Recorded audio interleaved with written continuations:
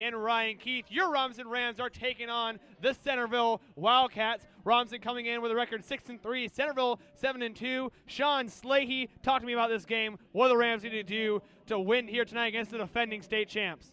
Well, as we see that Centreville has deferred the the coin toss, and the Rams will receive the first half kickoff. There are several things that go into this game.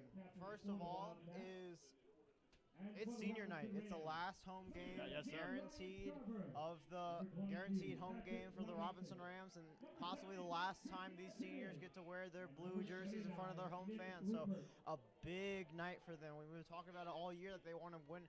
They want to do a lot of good things this year, being their last year, but this is their last home game. They really want to get it done tonight. Another thing, it's going to be a huge story. Nobody in the Washington Post had this team anywhere ranked when we were 6-0, and they sure don't have us ranked anywhere when we're 6-3. If we can beat Centreville tonight, I guarantee you they're going to have to put us up there somewhere.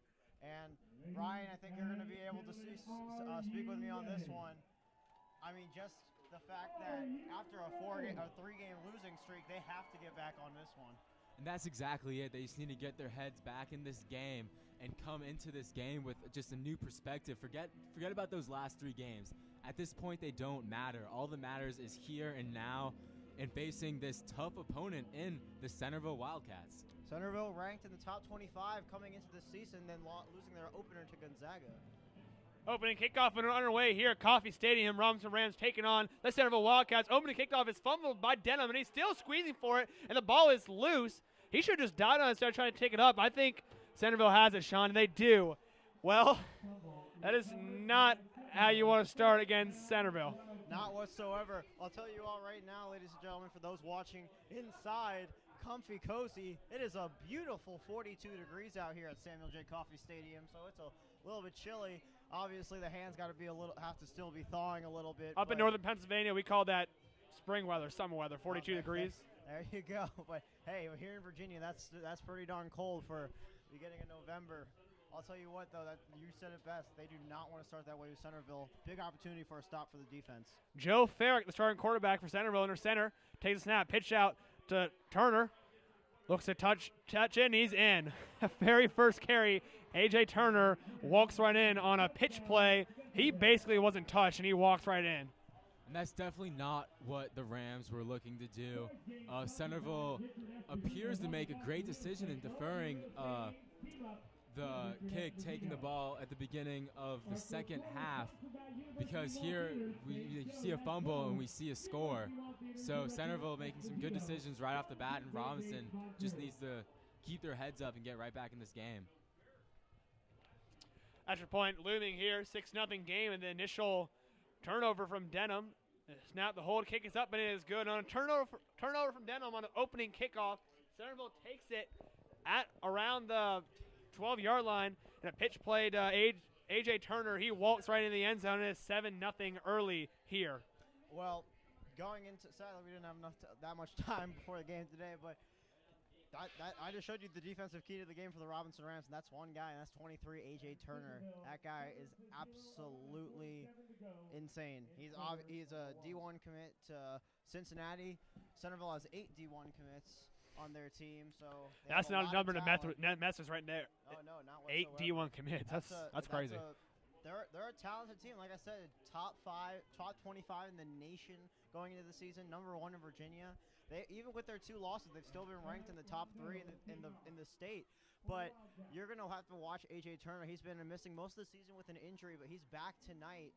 For my offensive key to the game, they got to get the running game back. Last game, we saw some spurts of it, and it was starting to click a little bit, but it wasn't able to get rolling like we used to see it.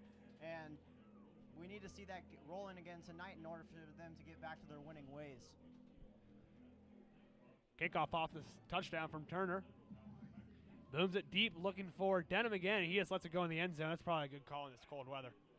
And that's where, at the 20-yard line, is where Ace Miller and his offensive company will take over for the first time tonight. Your Rams are down 7-0 with 11:47 to go in the first quarter. And just if anyone's just joining us, I did not misspeak there. It is an early 7-0 here in this game. Definitely. I mean, the Centreville is going to put points up. We know that, but it's our job to make sure that we respond with points right back. Alex Miller at the 20-yard line under center takes a snap. Handoff.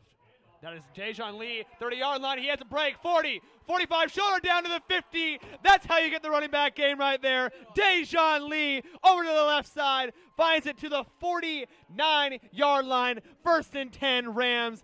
Ryan Key, talk to me about it. It seems as if the Rams offense there, Jack, just fooled everybody on the field. Dejan Lee running without really being touched for a solid 20 yards.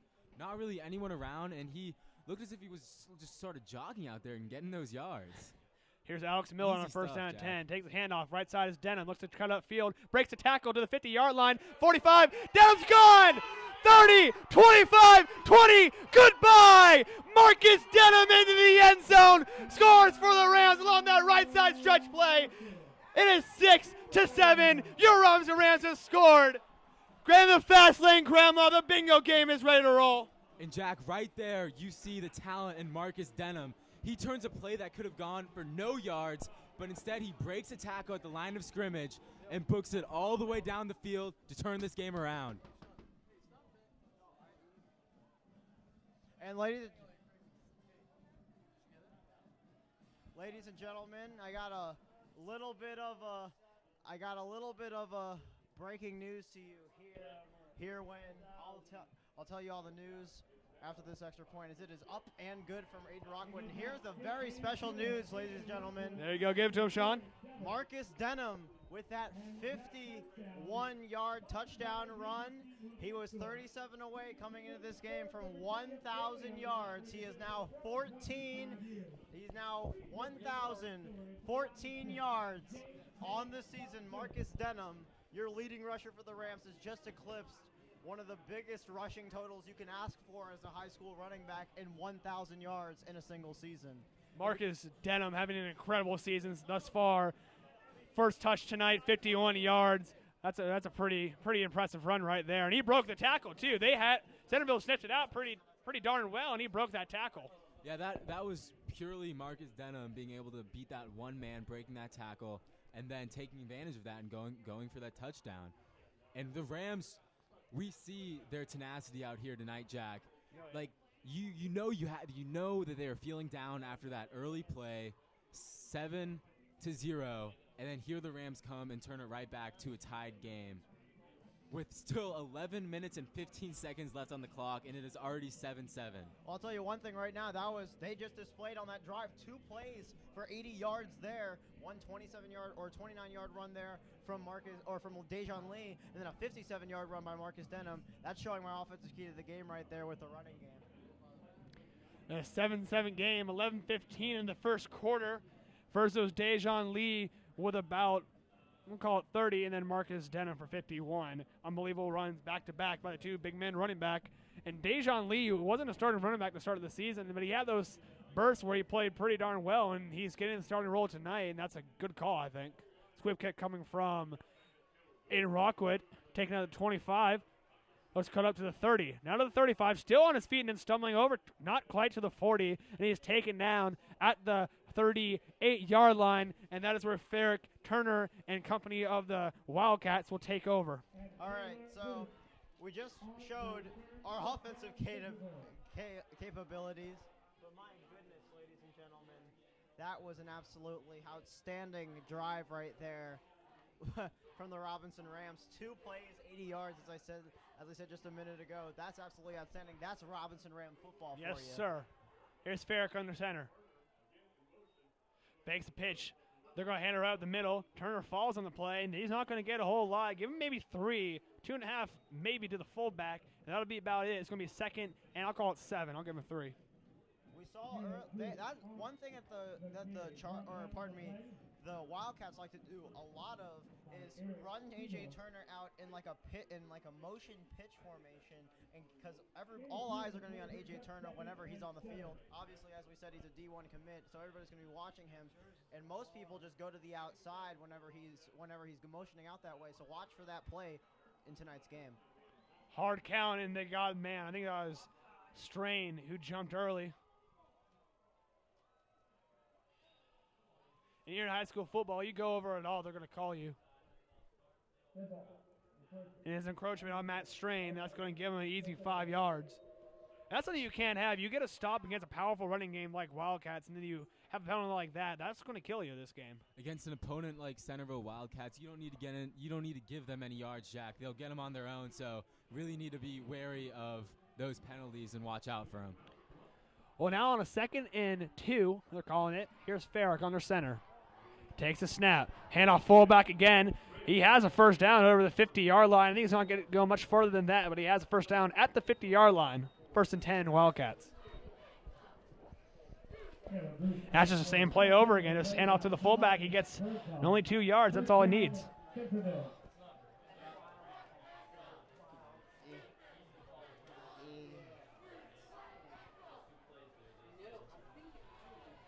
Wildcats.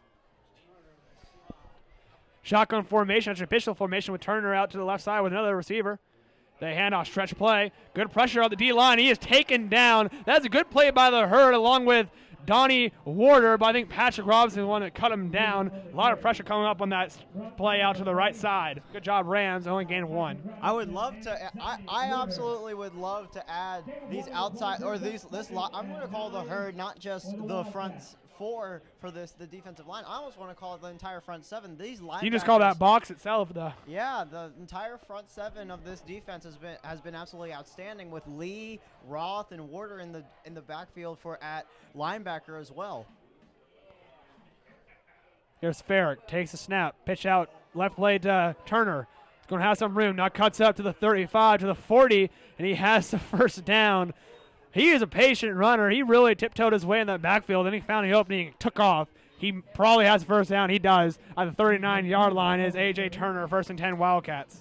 You have to mention the outstanding blocking there by the Centreville Wildcats, really allowing their running back, A.J. Green, to take his time, as you were saying, Jack, to get around that side and just stopping all of the Herd from getting to him in the backfield. Well, that's one thing is that, like I said, it's the outside running game. I mean, we've seen the fullback of Centreville get a lot of touches tonight as well, but the outside running game with A.J. Turner is something they definitely need to watch out for. Watch the cornerbacks like Navarez Grant and DeMarcus Birdsong to keep that contained on the outside. Double wing formation here.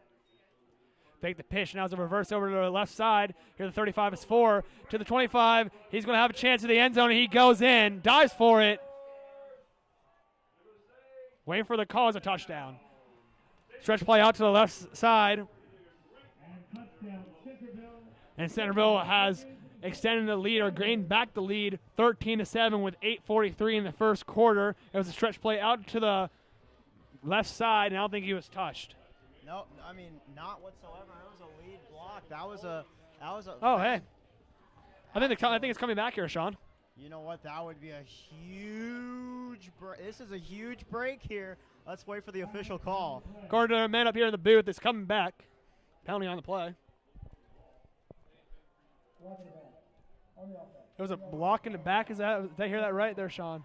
Oh my goodness, that Centreville side just went from elation to absolute. You could hear a pin drop over there. My goodness, but that's a huge break for the Rams. I was gonna say if they did end up scoring there, but it's regardless. This game's gonna be a shootout. I expect a lot of points tonight from both teams. We obviously saw it. I mean, first play when Centreville's on offense, they score. Second play when the Rams on offense, we score. Well, So that's on. look for a lot of points tonight, and Rams got lucky there with that block in the back penalty. We'll back it up. It's going to be 1st and 6 with 2 receivers out to the right side. Farrick in the shotgun with 25. That is Bose. Hand out the Bose up the middle to the 25-yard line. Has a first down into the 20. Well, he gets the first down pretty easy there to the 20-yard line. Giving 1st and 10 to the Wildcats. Another fast running back. That is number 25, Taylor Booz. And it seems as if the Wildcats have a lot of similarities to the Rams' running game. Have a couple threats out there in the backfield, so they can fake it to one and give it to the other, and really keep the defense on their toes. And that's what they've been doing here tonight thus far. Well, it's 1st and 10 now at the 20-yard line. 8-18, 7-7 game. There's a bunch trips formation close to that line of scrimmage along that right side. Here's Farrick, and a false start coming, and that hard count got him there. That's one thing that for any team you absolutely hate to see is the wide receiver going on a false start there. They have to watch the ball. They're watching the ball to make sure they shouldn't even be They don't even listen to the quarterback. snap count, don't they? No, It is not kind of, whatsoever. yeah. You're so far out, you sometimes can't even hear it, so you always look at the ball. There was absolutely no excuse there for that. Hey, but as a Robinson Rams fan, I'm not going to complain. No, never. We never complain up here. Of course not. Glass half full kind of people up here. Right There it now. is. First 15, 24-yard line, 7:58, 7-7 game. A lot of numbers right there. My head kind of hurts now.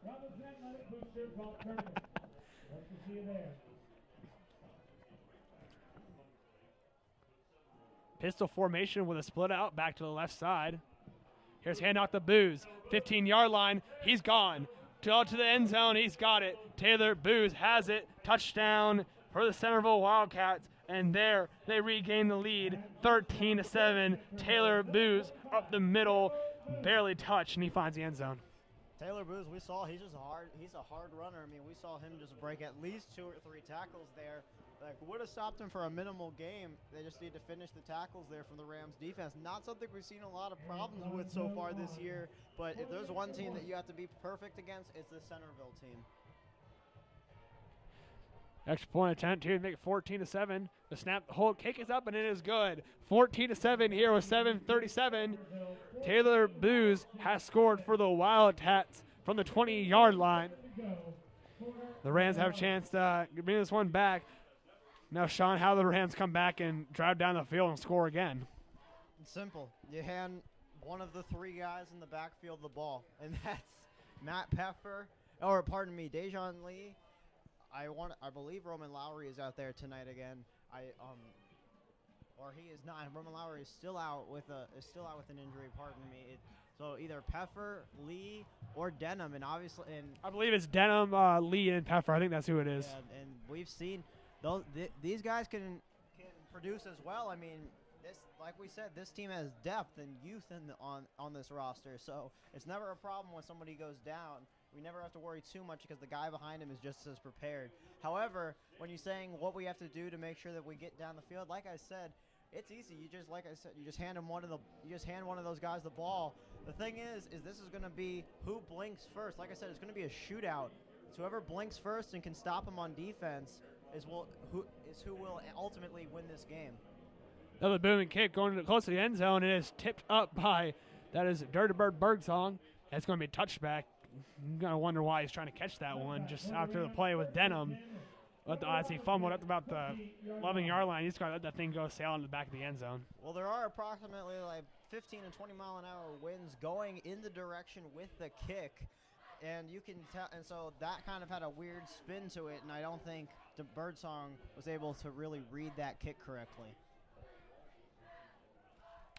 Alex Miller and company from the 20-yard line take over. And a false start, I think they're calling here. I believe that was Josh Bloss on that right side.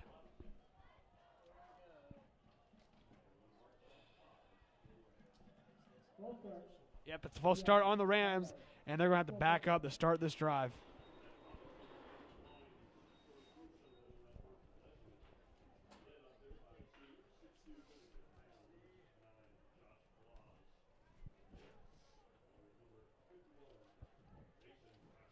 Taking a lot of time to get this play off. They're going to think maybe it's going to get in the area of delay a game. They need to hurry up here. No, because the play clock was not there on. It is. There Okay. It was an equipment timeout then.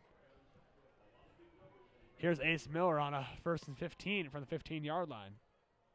The snap. Hand up the middle is Dejan Lee. Oh, no, that's Marcus Denham. He gains about 5 yards there. Gets to the 20-yard line. Not a bad run by Marcus Denham. Not necessarily known as that inside guy, but he does a job there. Definitely. Like I said, he's an angry Speedy Gonzalez. He has a fire burning in his heart. And like I said, if you're going to look for one individual players or individual group of players to perform especially hard tonight, it's the seniors on this team. This is their last home game. 2nd and 10 for the 20-yard line, 7:04. Rolling out to the pass, left side, under some pressure, has to step up and he's sacked. Alex Miller, just about no time. The flag is down. That's going to be a face mask. I'm surprised I didn't call that start out. It's a late flag. As Alex Miller was taken down, they touched his face mask, and any bit of touches there, they're going to call it. Definitely. Like we've seen in the NFL, we've seen in college, everywhere in football, they're trying to protect the quarterbacks more. So if you ever put the hands up near the head area, they're going to call it every time. But you got to think, besides from that personal foul, Alex Miller literally had no time at all. From the second that play started, he was under distress, about to get killed. You got to give him a little bit more time than that. Well, the goal of the play was to have the Centreville defense bite on the fake to Marcus Denham going to the right, so that way Alex Miller would have tons of time with nobody watching him rolling out to the left. Sadly, the Wildcats did not bite. They saw the play the whole way, and they were able to read and get to Alex Miller soon. 2nd and 2 coming for the Rams. Alex Miller. Hand off at the middle. I mean, that's Matt Peffer. He falls forward. He should have the first down over the 30-yard line. Check the running back. It is Matt Peffer, and he has the first down for the Rumson Rams. Now doesn't need a whole lot, but he gets the 2. Give him 3 on the play. Matt Peffer has the first down. And that's all you really need here tonight. The Rams just need to keep chugging along, getting those first downs. And thus far, the running game has come out decently strong, and I like the way they're looking. And hopefully they'll continue to march down this field. Which we've needed after the last couple of weeks with this running game. It's glad to have it back. Here's Alex Miller. Looks a handoff to Dejon Lee, and he's still driving over the 35-yard line. Give Dejon Lee 5-yard lines. He was hit immediately at the line of scrimmage, and he kept on carrying. You got to love Dejon Lee. That strong running back and a great linebacker. We've seen some of the huge hits he's made on defense, and we see some of the huge hits he's made on offense. He's absolutely a monster on the football field and such a great guy off the field. Absolutely love Dejon Lee. We're going to call it 2nd and 4. The game's 6. Here's Alex Miller. Left or right side is Marcus Denham, and that time they did not make a mistake. Denham is dragged down with some oomph to it at the line of scrimmage. He's not going to get anything. 3rd and 4 coming for the Rams. We saw Marcus Denham hit that hole ridiculously hard. I mean, he was flying into that gap that the offensive line made for him. Sadly, being a running back, those holes open and close faster than you can blink, so you have to make sure you hit it at the right time. 3rd and 4 looming for the Rams. Here's Alex Miller. Takes a snap. Pitch out play to Matt Peffer. Going to have some room. 30 to the 45-yard line, and he has a first down. Matt Peffer, 2 very good runs on this drive. He has a first down yet again for the Rams at the 45-yard line. Maybe 44.5. And the Rams doing well there against an all-out blitz to pitch that ball out and beat him on the outside, and that's exactly what they did. Matt Peffer, great run, getting the first down. And as I said before, that's all you really need in this drive. You don't need those big plays that you saw the first drive. All you need is to accumulate a couple first downs and get in the end zone. Definitely, and another thing that we have to make sure is if we can keep A.J. Turner and company off the field, we have a good shot of staying in this game. 1st and 10 at the 45-yard line. Here's Alex Miller. Takes a snap. Hand out Dejon Lee, left side. Going to have to break some tackles. Flag is down. Dejon Lee spin move across the 50, close to the 45-yard line. He's going to have six yards if the flag is not against the Rams. The flag is down. There were 4 Centreville Wildcats that were not involved in bringing down Dejon Lee. That is equal to 7 tacklers that had. That's a chop block on the Rams. That's not a penalty that you cannot. That's a penalty you just cannot have happen. If you're the Robinson Rams, that's something that you work on. So obviously, completely dissipate. You don't want any penalties whatsoever, especially against a good team like this.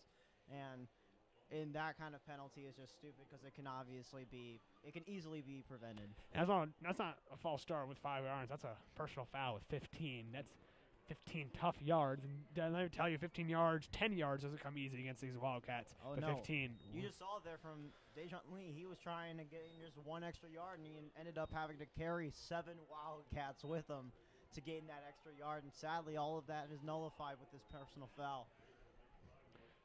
1st and 25 at the 30-yard line. Here's a play up the middle. I didn't see it. I thought it was Denham on the left side. I believe Peffer probably had it. Knows Dejon Lee as he's getting up with it. Give him 4, maybe 5. Not too much there. It's going to be 2nd and 20 from the 35-yard line. You've got 2nd and long, Shaun. Do you think they're going to go back to try that pass? Being 2nd down, I think that they're going to at least get 1 more running play, making an easier throw for Alex Miller. But you know what? I wouldn't mind to see a pass, I honestly. wouldn't mind to see a pass either, as long as the protection can hold up for Alex That's Miller. it. I mean, if it's Ain't that the key to everything yeah, there? if it's not, if he has as much time as he did last play, it's not going to work out tonight. Well, they go to the stretch play. Left side is Dejan Lee under a lot of distress there. There's a sea of white jerseys there. Maybe give him one. It's not going to be more than that. And Dejan Lee is taken down. You can break a couple. You can't break 8 tackles when they're all right there. No, you can carry 7. I mean, Yeah. Dejan Lee's done that. But like I said, I mean, even if I think that one reason the Rams are also running the ball is, like I said earlier, even if we don't get anything out of this drive, just hold on to the ball and keep the Centreville offense off the field. The less time they're on the field, the less time they have chances to score points. Yep. Yeah, Navaris Grant split out to the right side. Miller takes a snap. Looking that side, has Grant. It is dropped. It is broken up. Vossler is looking for some sort of initial contact. He's not going to get there. They snipped that out the entire way. Grant didn't have much chance to catch it. It's going to be 4th down and 19, 2:51. The Wildcats are up 14-7. And the weather conditions tonight are being very interesting. I mean, we saw 20-mile-an-hour winds about 5 minutes ago, and now the wind is absolutely dead, which is a good thing for Aiden Rockwood. But I mean, it's going to be tough for Vossler and company to try to read when to go for the pass and when to not go for the pass, because even though Alex Miller has a cannon, it's sometimes better to just not throw it into the wind. Pump Aiden Rockwood. It's a decent one going over to over the 30. Broken tackles all over the place by Booz, but then he is taken down. He maybe itches up a yard, but that'll be it. And he is taken down with a passion by Lars Stevenson, I believe, got on there. And it's going to be 1st down and 10 at the 30-yard line for the Wildcats. And going back to that 3rd down play, Navaris Grant was maybe a 5-yard in route. That's one I wouldn't mind to see on 2nd down right there. You're not going to get 15 yards on a little slant pattern against these Wildcats. Not whatsoever, but I mean, yeah, maybe that is something that you want to see. However, that might have been a design screen because the way Alex Miller directly turned to the right, I think just maybe there was a little bit of a miscommunication on the play there. 2 receivers out to the right. Now he motions over to the left side and make it 2 on the left. Hand off the Booze. Go over to the 35-yard line. He is taken down hard. Give him 5 yards there, but against that running back, that's a little victory in itself. My goodness, Wesley Richmond and Devontae Hicks, and Donnie Warder, the two Gotta give it to Donnie. Outside linebacker coming in and laying down the wood on Taylor Booz. He was absolutely stopped, unlike when we see with Dejan Lee running the ball where he gets at least 5 yards after contact. There were no yards to be gained there. My goodness, what a hit from the Rams defense. It's about 2nd and 4 here at 36 for the Wildcats. Ferrick takes a snap. Hand off to Turner right side to the 50-yard line. He is gone. A.J. Turner, 30, 35, 20. Noah will catch him. A.J. Turner right side. There was a little bit of a reverse there. Stretch out to the right side, and A.J. Turner takes it to the house. Wildcats up 20-7. My goodness, that just shows that's probably one of the biggest things about A.J. Turner is his speed. That guy can absolutely fly down the field, and I mean, it was difficult for me to keep the camera there. I mean, with him in the frame, he was moving down the field so fast, and good effort there by Devontae Hicks, but it's very few people here. Maybe Marcus Denham can give A.J. Turner a run for his money, but there's very few people on any football field that can keep up with A.J. Turner. Extra point attempt here. Snap, the hold, kick is up, and it is good. 21-7 with 1:46 in the first quarter. A.J. Turner has scored again for the Wildcats, this time from about over 60 yards. 66 yards to be exact. And now there's a chance the Rams have to score to be in this game right now. Definitely. I mean, if the Rams are now being down by 2 touchdowns, they had obviously an amazing drive for the opening drive, and they want a better outcome coming this drive than they had the last. But Ryan, I mean, I think it just comes down to being able to have diversity in their play calling. I mean, we've seen, yeah, they went 6-0 with just one thing, which is a one-sided running attack. But I mean, that's not going to work all season long. Obviously, you can never just be one-dimensional. You have to get some passing in there, and I think, like you said, we need to expect to see some more passes from Alex Miller.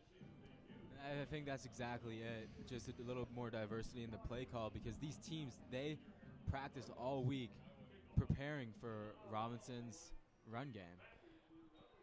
Return attempt, and it's a reverse. No, they fake the reverse. It's Dirtsong, 15-yard line to the 20, 25, 30, 35, 40. He cuts it back inside, close to the 45-yard line. The fake reverse from Birdsong. He keeps him himself, and he drives up all the way past the 40, close to the 45, get to the 43.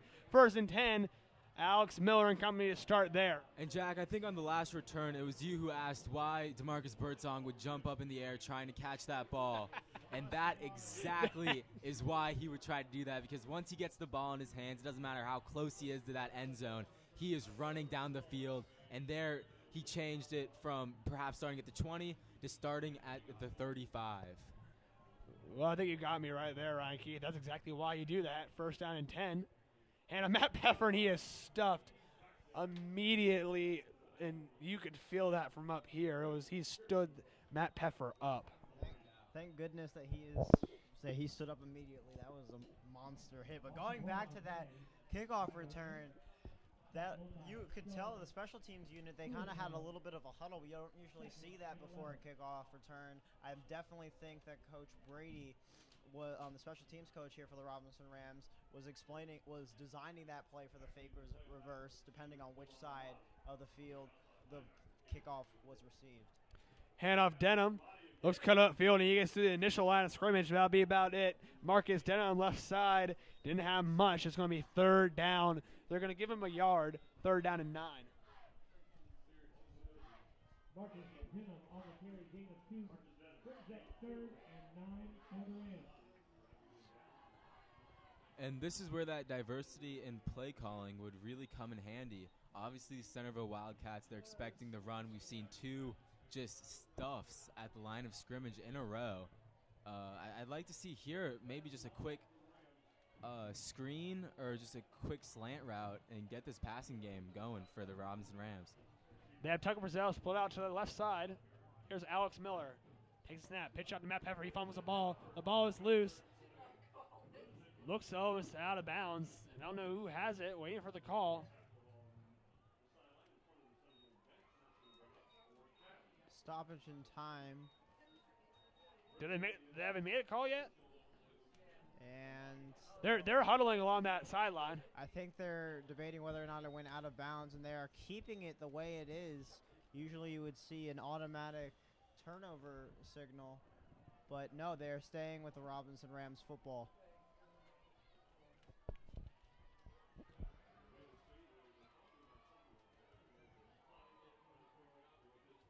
That is the end of the first quarter. And at the end of the first quarter, they say the Rams recovered it or it went out of bounds. Either or, I'm not sure exactly what the call is. It's going to stay in Rams' possession, but that's going to be 4th down. At the end of the first quarter, 21-7, Rams were firing on their first drive, scoring in 2. Ever since then, it's been all Wildcats. A.J. Turner with 2, and then Booz with 1. And then while we have the Rams' defense is yet to stop this Wildcats offense. Definitely. I mean, the defense has to be able to contain these outside runs.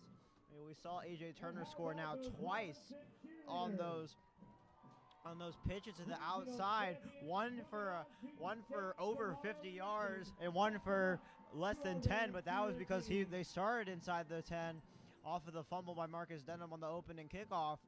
But that's definitely just something that they need to improve on. But looking right here, right now with the offense, I think Ryan said it best. We just need to get some more passing plays out there. I think we need to start, because Centreville is not expecting any passing plays. They are all inside the box expecting a running play.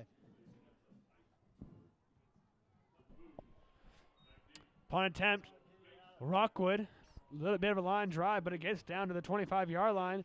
Has a chance to run back. Looks like an obvious block in the back. I think they got the penalty. To the 45, to the 40, 35, 20, 15, 10, 5. He scores on the initial play, but it's going to be a block in the back. It's going to be a block in the back close to the 30-yard line. And that's what you really hate as a return man. You turn on the engines, booking it down the field, make it to the end zone, turn around and see that there's a flag on the field on your team for a play like a block in a back, which is just really just a lazy play. If you can't get the initial block and you just run up and push someone in the back, clearly a penalty. And you just hate to see that for the return man there. But as a Robinson Ram, can't really say I hate to see that here tonight. It's more comes as a relief, to be honest. That's the Obvious second relief. big break they've gotten tonight. It's going back about 15 yards to about the, I think, giving it the 24-yard line. It's 1st and 10 there, where Ferrick and company will take it. 21-7, start of the second quarter.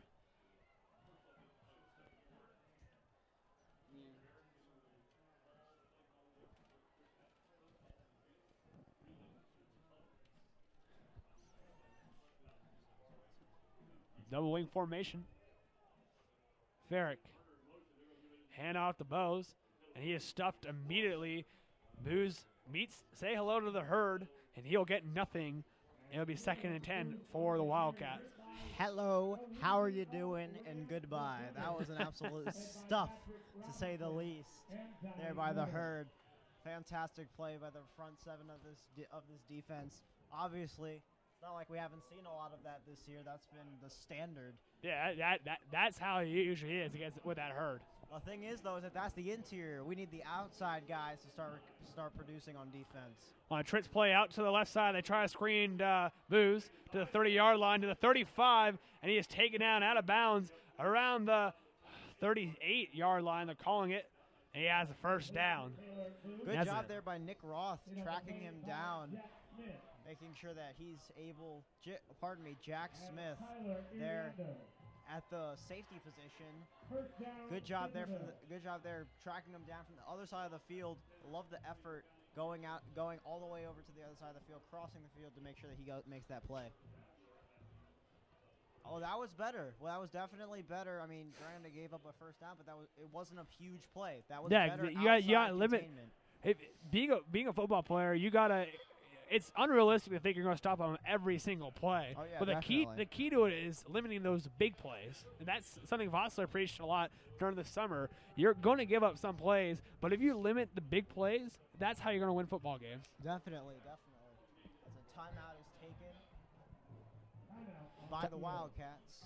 Timeout here with 10:33 scoring update, 21-7. AJ Turner with 2 and Booze with 1.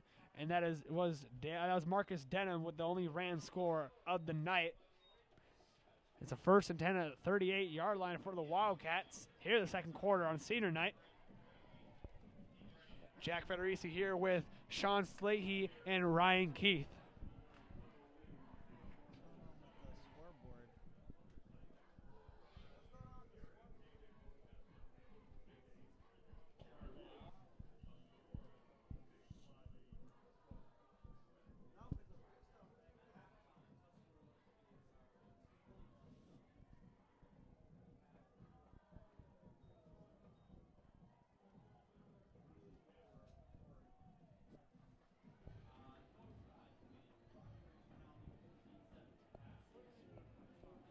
There's some confusion with the clock here. The clock operator has to take some time off. We have the right time here on a 1st and 10 at the 38 for the Wildcats.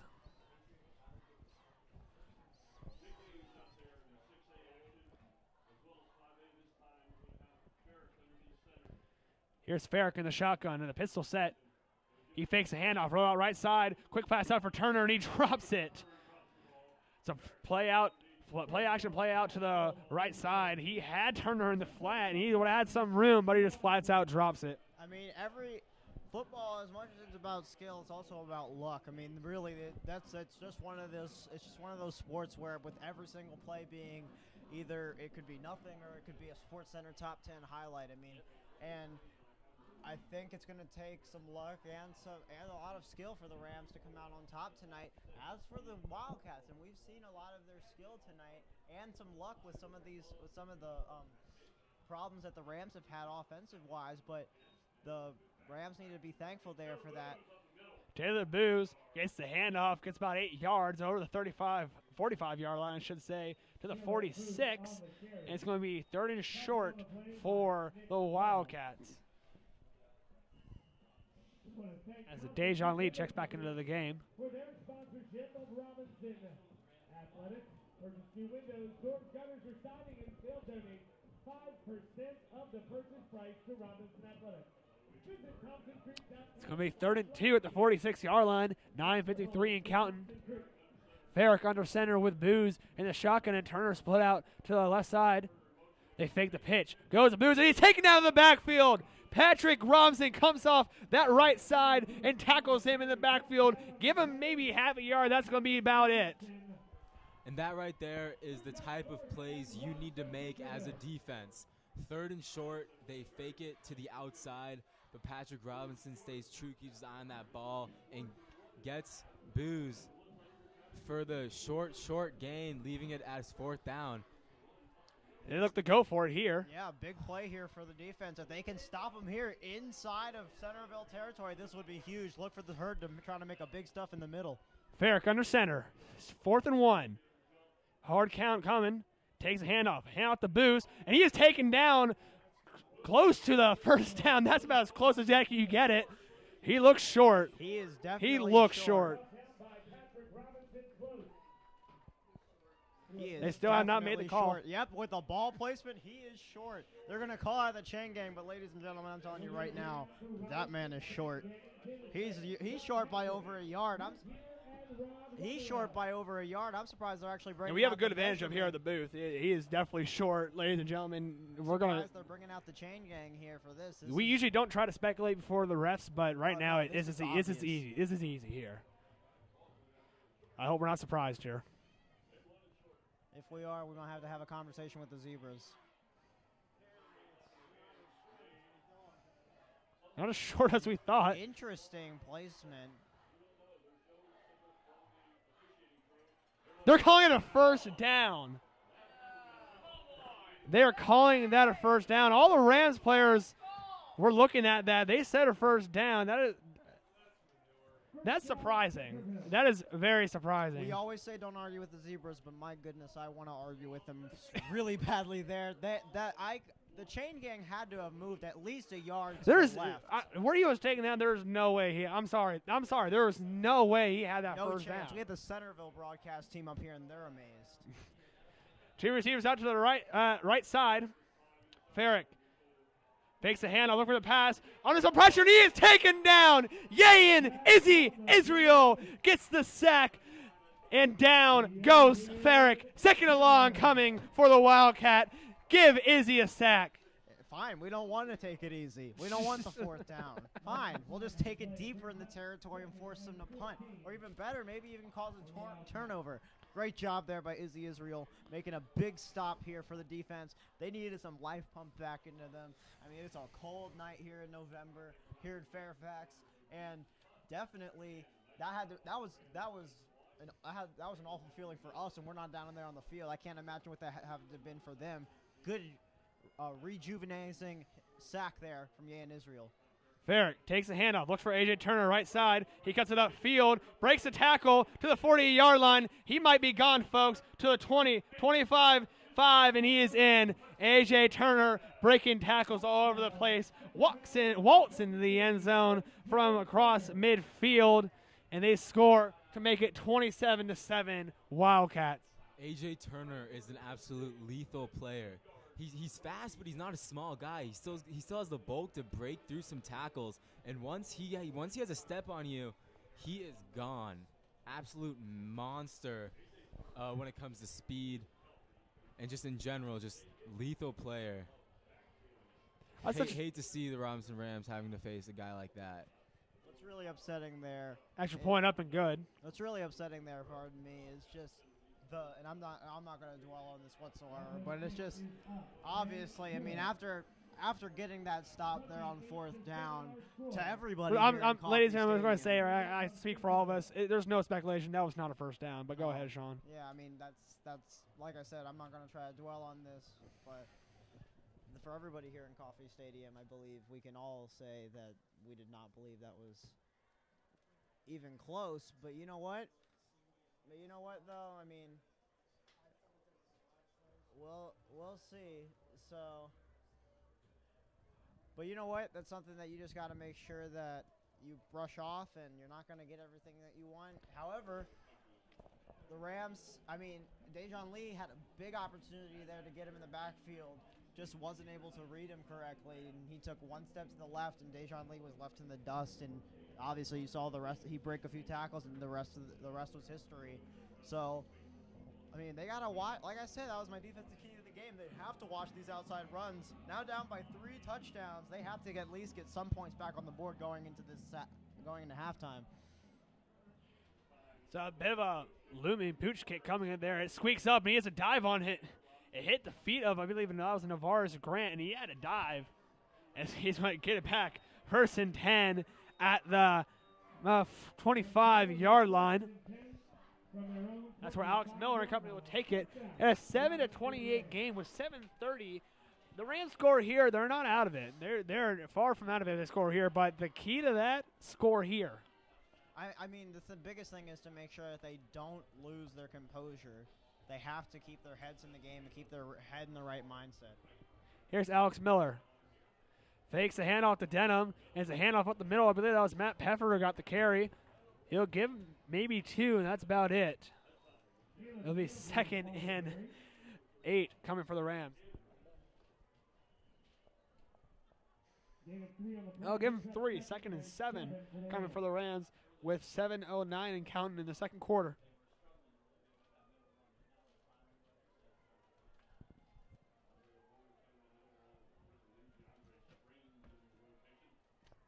Here's Alex Miller.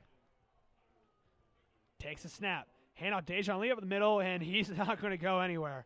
Dejon Lee hit immediately on the inside attempt, and it's going to be, he might even lost a yard there. And it's going to be 3rd and, it's about 3rd and 6, I think. These Wildcats are absolutely eating up that inside run. Robinson needs to come up with something different. They've been playing the same game thus far, running it inside or doing a quick outside route, and it's just not been working. These Centreville Wildcats really have their number, and it'll be interesting to see if they can switch it up here. Here's Alex Miller. Takes the snap, looking for a pass, under a lot of pressure. Avoids it at first, and then he is taken down.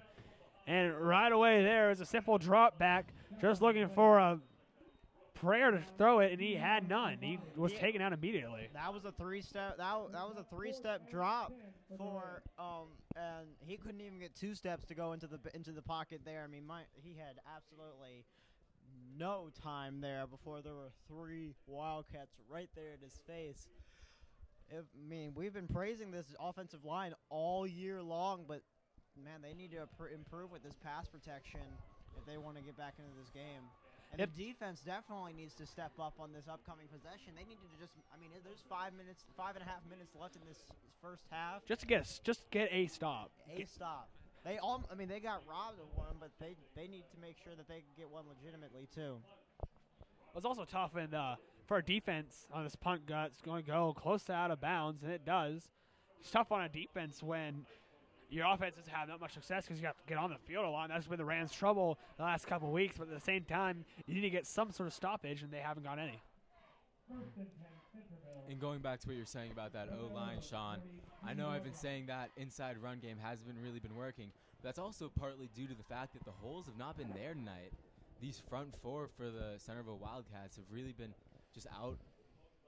I don't want to say outplaying, but I think that's what it is. They've been a lot more physical. They're more physical than a lot of the teams that we've been seeing so far, and I think it's a new test that this offensive line is not really used to, and they need to become accustomed to going forward in this game. But I have full faith in that offensive line. First and 10, Farrick in the shotgun. He keeps it himself up the middle, puts his head down close to the 35-yard line. Give him 3. That's going to be about it for the quarterback, Farrick. 5 minutes to go in the second quarter. It's going to be 2nd and 7 at the 45-yard line. 28-7 Wildcats.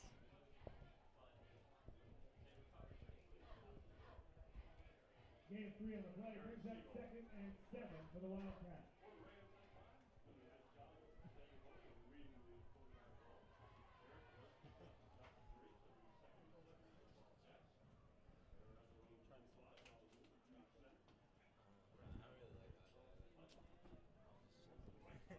Second and 7 coming up here. It's a heavy set for the Wildcats with here's Federici under center. Takes a snap. Play over to the right side. He cuts back in and is taken down up over the 45-yard line, the opposing side, to the 40-yard line. It's going to be a 1st and 10 Wildcats. That is Zaire. That was almost a broken play there in the backfield with Elthe Fart was ready to see who was getting the ball there. I mean, AJ Turner almost ran into him. Almost a really big break and an opportunity for the Rams. But, man, we can tell that this Centreville team, is definitely they've earned their stripes. I mean, we can definitely see that even on a possible broken play, they're able to get a good positive gain out of it.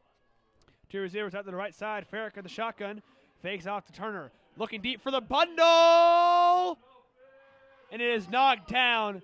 That is Devontae Hicks had a chance to intercept it. And it is a good play there, receiver, to knock it out of his hands. Devontae Hicks was there pretty much as a receiver to catch that ball. And that's a ball that he just needs, that the Rams just need to catch. The problem being, though, is that would that have set him up on the 1 or would that have set him up on the 20? And that's true. I don't believe that was going through Devontae Hicks' head at the time. I believe he just wanted to get the ball. Yeah, that's just one you look to get out of the just any situation, get the ball out of these Wildcats' hands is a little victory. Take it out of the 1 or take it wherever. There you go. Handoff to Booz. Gets a good chunk of yards over the 35-yard line, close to that 30. Not quite there. It's going to be 3rd and short for the Wildcats. Taylor Booz with a good chunk of yards. Maybe give him 8 or 9.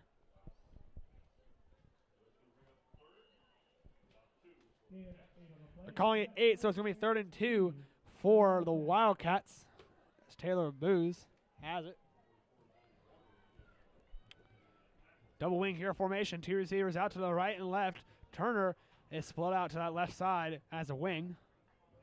Handoff. Booz. Guys a first down over the 30 and taken down at the 29-yard line. 1st and 10 again for the Wildcats. That is Taylor Booz with the carry.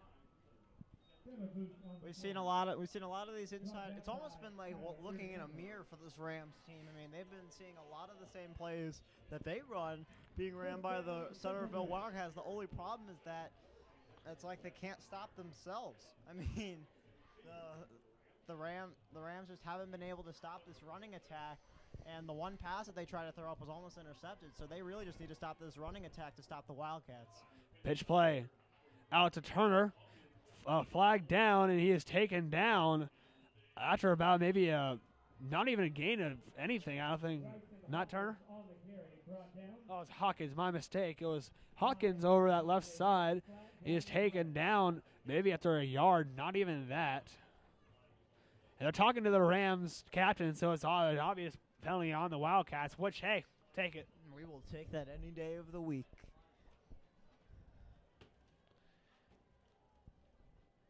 Waiting on the call here, and it's a hold on the Wildcats, and they'll back them up 10 to the, they're calling it the 41-yard line. 2:29, 28-7. Your Rams are down here at Coffee Stadium on Cedar night.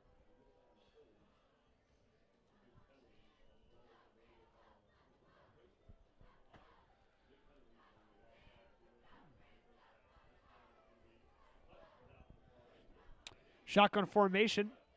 2 receivers out to the, or 1 receiver out to the right and left. There's a little bit of a wing. Federici looking for, his man is tipped up and taken. It was incomplete, and Wesley Richmond was laid out for no apparent reason. I don't know why flag wasn't following there. That was Nickens with the hit. He was a tender receiver, and he just lays out Richmond after about 4 plays after the play was over. I don't know why that wasn't a call. I mean, I'm not going to try to bash the referees completely tonight. Let's not try to completely bash them. We'll do our best, but I mean, I agree. I don't think that should have been that was definitely a late hit. I mean, you sadly weren't here last game, and we're happy to have everybody back. I believe I did an okay job. But I was listening. You did fine, Shaun. Thank you. There was a lot of chippiness last week, so I can expect the same going this week. Fake handoff, looking for a pass, throwing down the middle of the field, and it's caught by Nickens, I believe. No, that's number 46, David Little, the tight end, and he has good 15 yards. It's going to be about 5 yards to the first down, 3rd down and 5. And we've seen a lot of the passing offense working for the Wildcats, and now the running offense working for the Wildcats, and now we're seeing the passing offense working for the Wildcats, and this is a problem because if they get both of those things rolling, there's no stopping it. It's going to be a very long night for the Robinson Rams. Here's Ferrick. Hand off to Booz up the middle. He's still chugging at it. Taken down short of the first down, short of the 20. Call it the 21. That's going to be 4th and short. Do they go for it? They just kick it here. Well, if they go for it, Lord willing, we stop it and we're able to get the ball back this time. Because they are not sending out the field goal unit. They're going to go for it here. And here is one thing is, I mean, if they're going for it here and they're just going for the win, I mean, you want to hope that they're just not trying to run out the score. Obviously, the Centreville coach not satisfied with a field goal. He wants touchdowns. Handoff up the middle. It's Booz still chugging at it to the 15-yard line, down to the 10. That's not what you want on 4th down and short. He has over 10 yards and down to the 10-yard line. That is Booz with the carry. 1st down in, just outside of 1st down and goal. It'll be 1st down and 10 for the Wildcats. Very surprising, as Ryan said, from the call from the Centreville coach. 51 seconds left in this first half, and they're not opting for, and you're already up by 21 points, and you're not opting for a field goal. You're trying to put a pedal to the metal and keep on scoring. They're trying to get that dagger there. Yeah, they're trying to absolutely. They're trying to put the nail in the coffin, I almost want to say, and it's awful to say that even before halftime, but the Rams really don't want to let up one more touchdown. I mean, it's bad enough being by 21, but you know what? Being down by 4 touchdowns, that's the NFL record for largest comeback in a game, and that took a whole half. High school football is a completely different story, and whether or not that means that it's easier or harder, I have no idea. I mean, I haven't seen it done, and hopefully it doesn't have to come to that, but if we can hold them to at least a field goal here, I don't think the Rams have to really, really stress. Like I said, everybody expected in this entire at Robinson, the Wildcats are going to put up points. We knew A.J. Turner was going to get the ball. We knew he was going to get in the end zone a few times. It's just, can we make sure that we stay in it? That's the big key to this game. Ferrick takes a handoff, looking for the pass, rolls out to the right side, fires for the end zone, and is knocked down. Great play by Navarez Grant, playing that corner position, and just knocks away from humanity. Good play. Fantastic job by Navarez Grant. Great awareness of where the football was, and absolutely fantastic timing and athletic ability, laying out for that ball at just the perfect time, not giving the ref a chance to call an pass interference because he was going for the ball. He swatted the ball down and didn't have a hand on the receiver. Fantastic play by Navarez Grant. It's going to be 2nd and 10 from the 11-yard line. 44 seconds in a 28-7 game with the Wildcats with a lead. They split out 3 receivers over to that right side with Ferrick under center. And Booz in the backfield. They hand off to Booz. He looks to that right side, now cuts it in. Looking for the end zone. He's in. Touchdown Wildcats is Taylor Booz with another tonight, and he knocks it in from the 11-yard line. That is 34-7 Wildcats with 36 seconds to go in this first half. I mean, that's exactly what you don't want to happen before the end of the first half. is you wanna see this one but you know what? The Rams cannot put their heads down. Believe it or not, they can come back in this game. Snap and hold. The kick is up, and it's good on an extra point. That is 35-7 with 36 seconds to go. Go ahead, Shaun. They can't think that they're absolutely out of this game. One thing that everybody needs to realize is Rams are in the playoffs no matter what. And I'm going to zoom in right now on Marcus Denham giving a pep talk. Because you know what? There isn't even a coach that needs to be talking there on the field. Because you know what? I know I personally as a player, and I'm sure, Jack, you can attest to this too. Sometimes the coaches aren't able to really get you the way. Or sometimes coaches can get on your nerves, or coaches cannot tell you what you want to hear. But when you're on the field and there's a person with you, a teammate, a brother of yours, in the same uniform, you know has been pouring the same blood, sweat, and tears for you as you have. Sometimes it's their words because they know what's going on out there on the field that can really fire you up. I think that's exactly right, and you're right. It needs to come from some sort of leadership on this team because there's only so much a coach can do before. I'm sorry, the teenage kid will shut it out. And if it comes from, like you said, one of their teammates, a guy that you work with, because the coaches aren't in that locker room. It's the teammates in the locker room. You spend all that time off the field with your teammates. It needs to come from there, and this Rams leadership really needs to start talking here. It's an absolute brotherhood here tonight, and look for these seniors to try to lead their team on their last home game. Little pooch kick coming. Taken by Grant, or that's Devontae Hicks.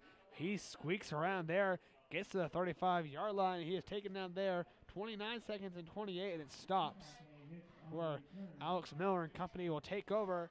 You think they run a play to this knee? I don't know. I think the players wouldn't mind just taking a knee and try to get back in there to talk things over. I'm expecting a knee. However, we're down by 20. We're down by 28 points. And you and me haven't really been right too many times tonight either with that first down. Of course not. Why?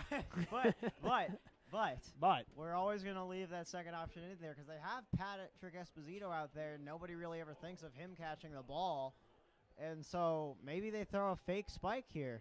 It's a handoff up the middle. That's Dejon Lee. No, it was. I'm not sure who that was. He is taken down hard, whoever it was. And he is still down. I believe that was Matt Peffer. No. It's not Matt Peffer. I can't see the number at this point. That is not Matt Peffer. It's not Matt Peffer, no. Matt Peffer is now coming onto the field. Ladies and gentlemen, I'm not sure who the injured player is. It's not Dejon, and I don't think it's Marcus, because Marcus is right there. Walking back. All running backs are accounted for right now. It is Caleb Andrews. Oh, that's Andrews up the middle. Happy to see him walking under his own power. He was knocked down hard, too, on that play. As a player right at the middle, and he couldn't get much. 15 seconds to go here. Clock stopped on an injury timeout. Well, maybe now we see the knee. But you know what? They have Navaris Grant out now.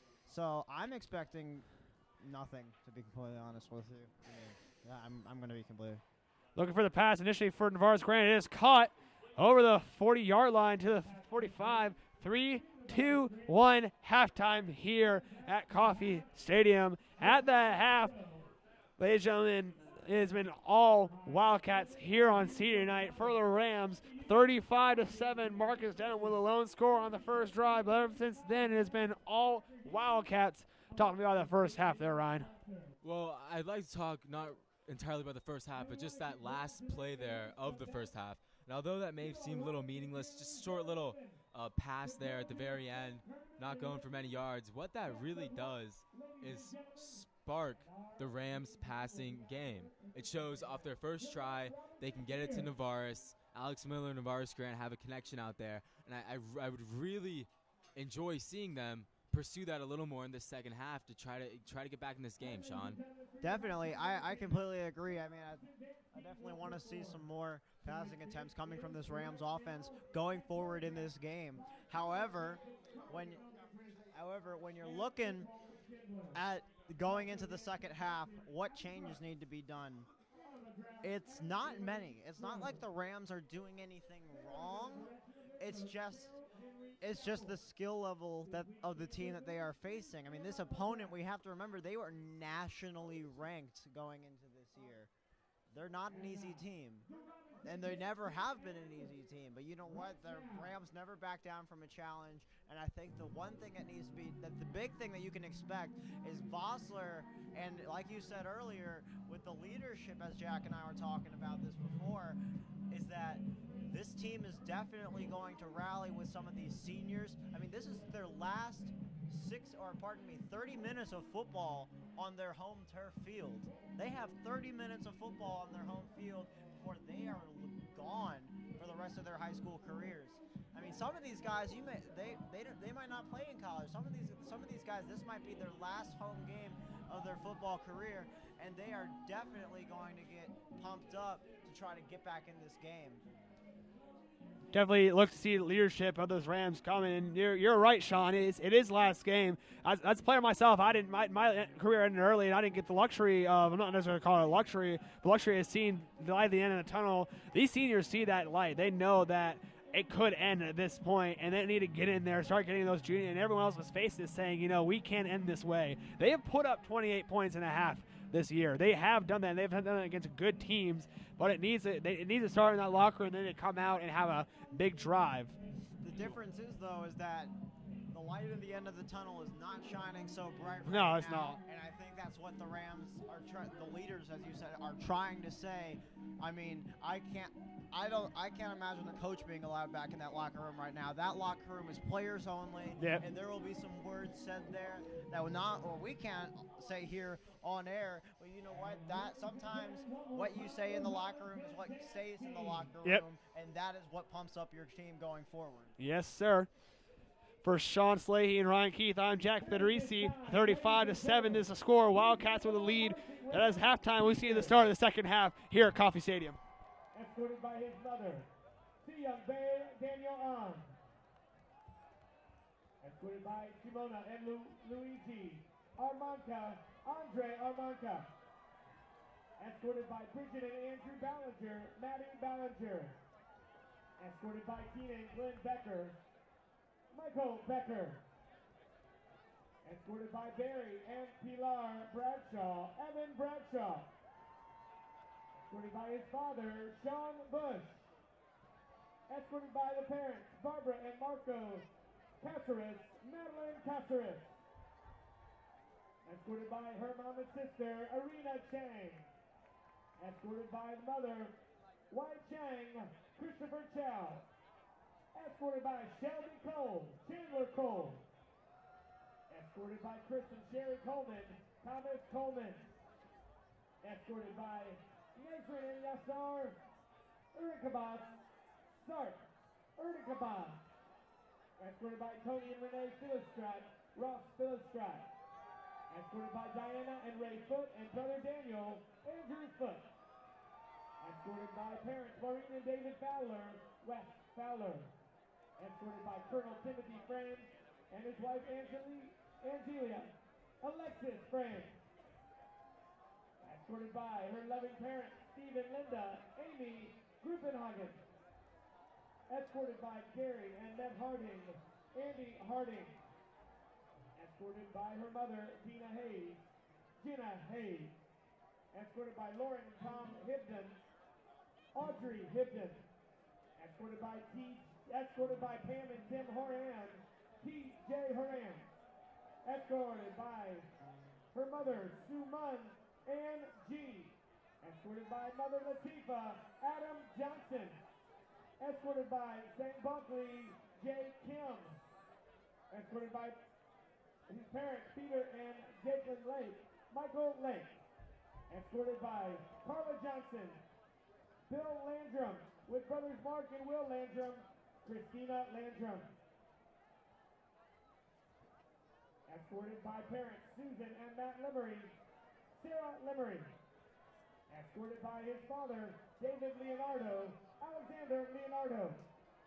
Escorted by her parents, David and Karen McLean, and sister Valerie, Bridget McLean.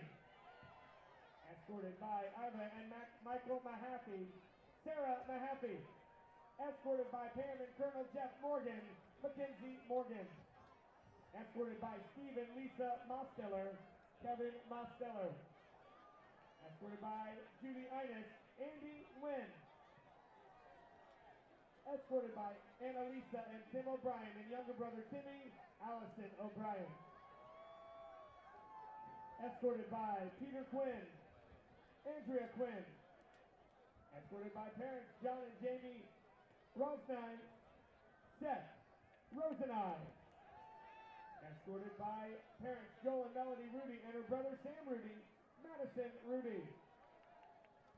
Escorted by parents Marietta Damond and Ruth and John Ruthanowski, Dominic Ruthanowski. Escorted by his mother and father, Johnny Sharp.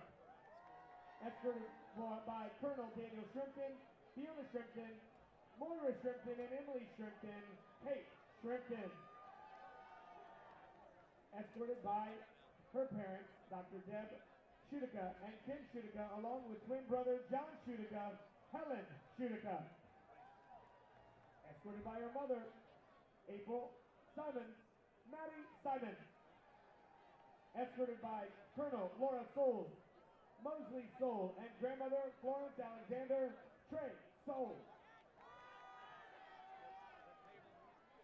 Escorted by Jim and Diana Sturgeon, Kayla Sturgeon.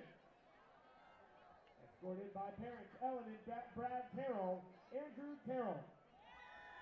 Escorted by parents Kimberly and Stephen Daniel Tomlin.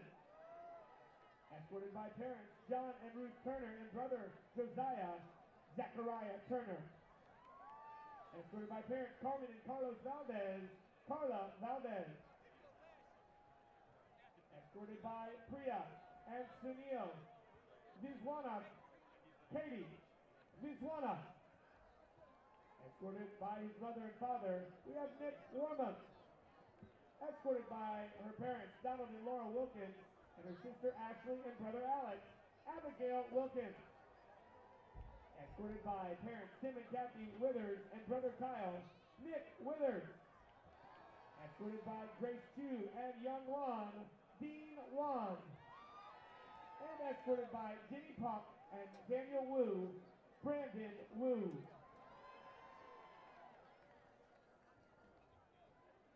Ladies and gentlemen, one more time, the marching band class of 2015, your marching band.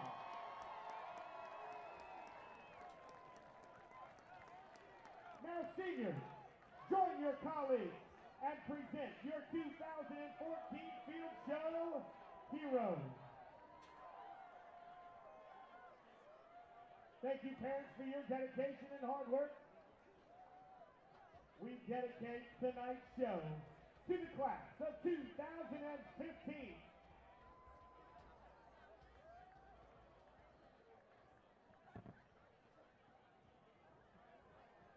Once again, ladies and gentlemen, your marching band.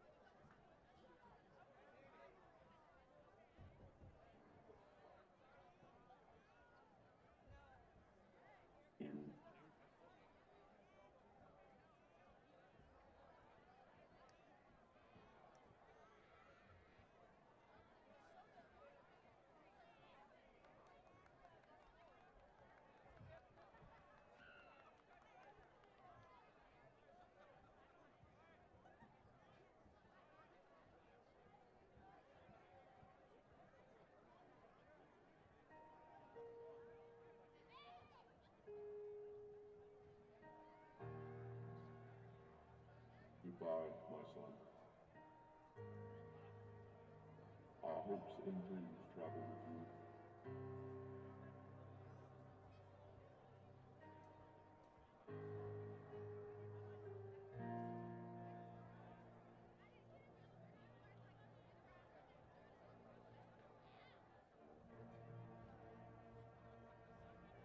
What if a child dreamed of becoming something more than what society hoped him? What if a child aspired to do something greater?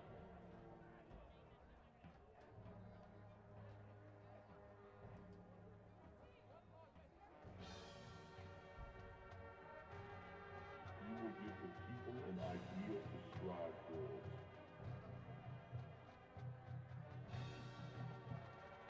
They will race behind you, and you will help them accomplish wonders.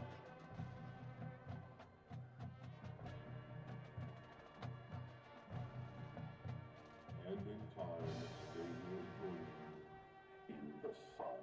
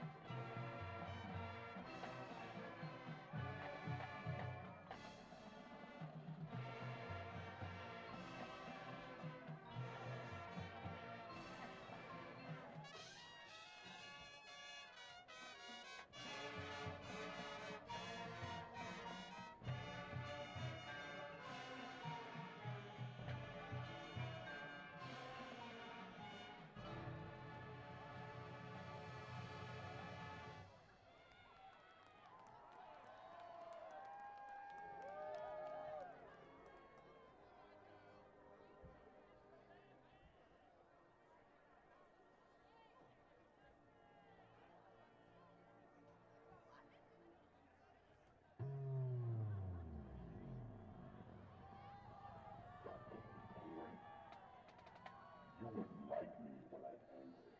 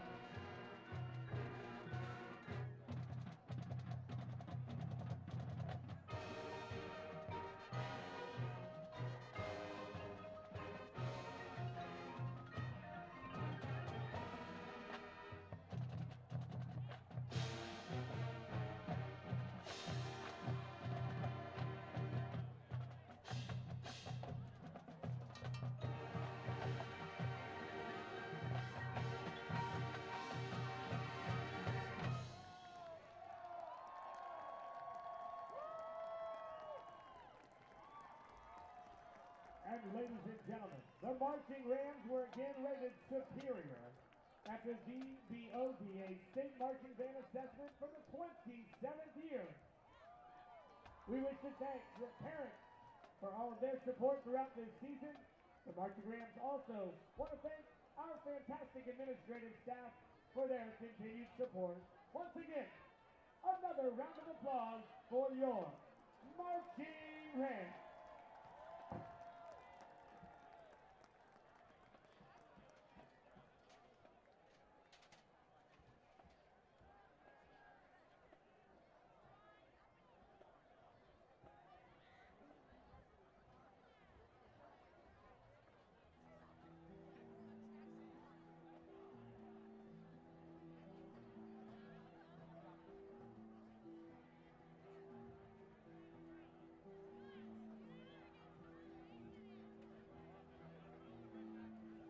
Again, welcome back to the field, your Robinson Rams.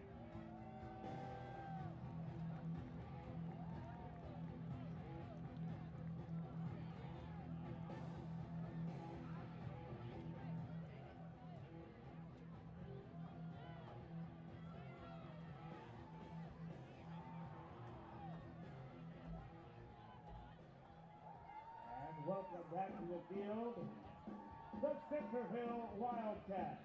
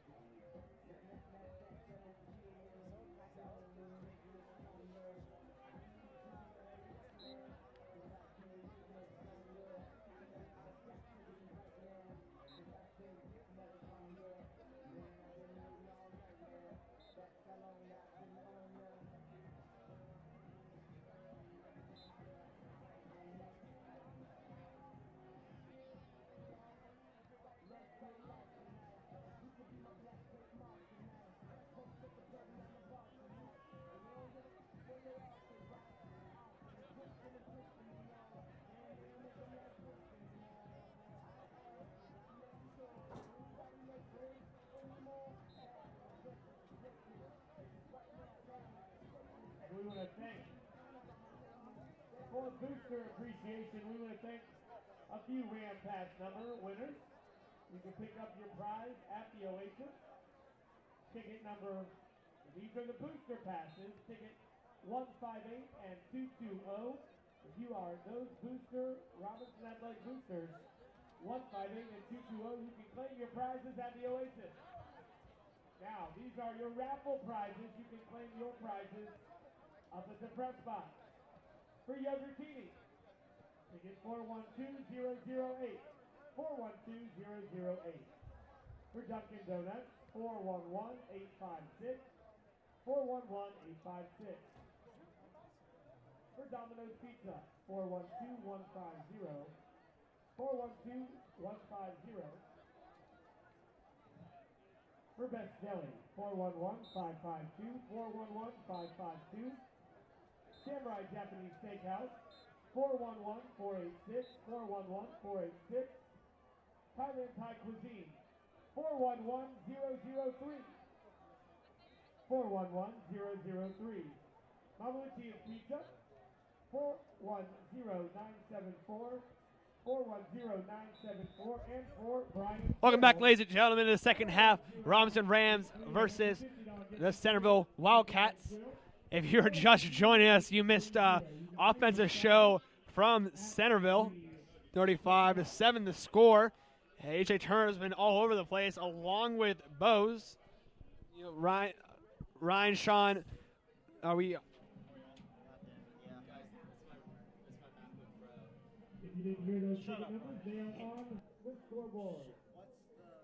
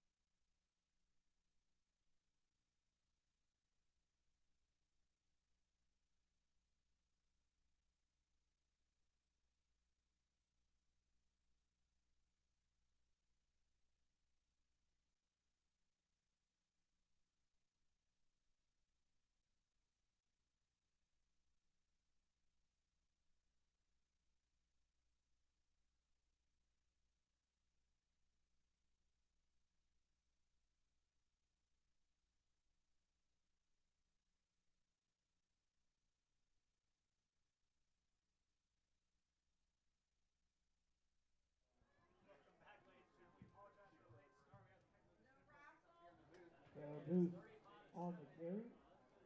Brought down by Eric Siegel. Gain of 4 on the play brings up 2nd and 6.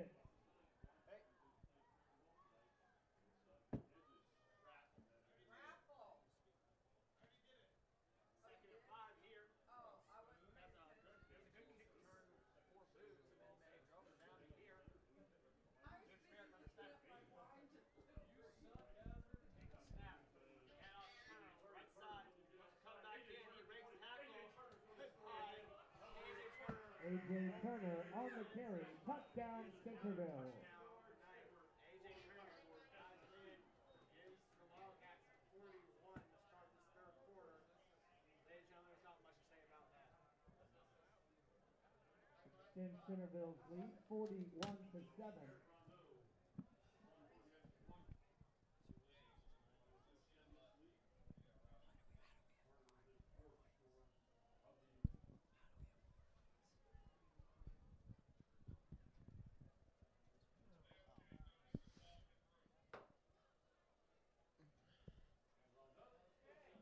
Kick is up and good. Broncos kick is up and good.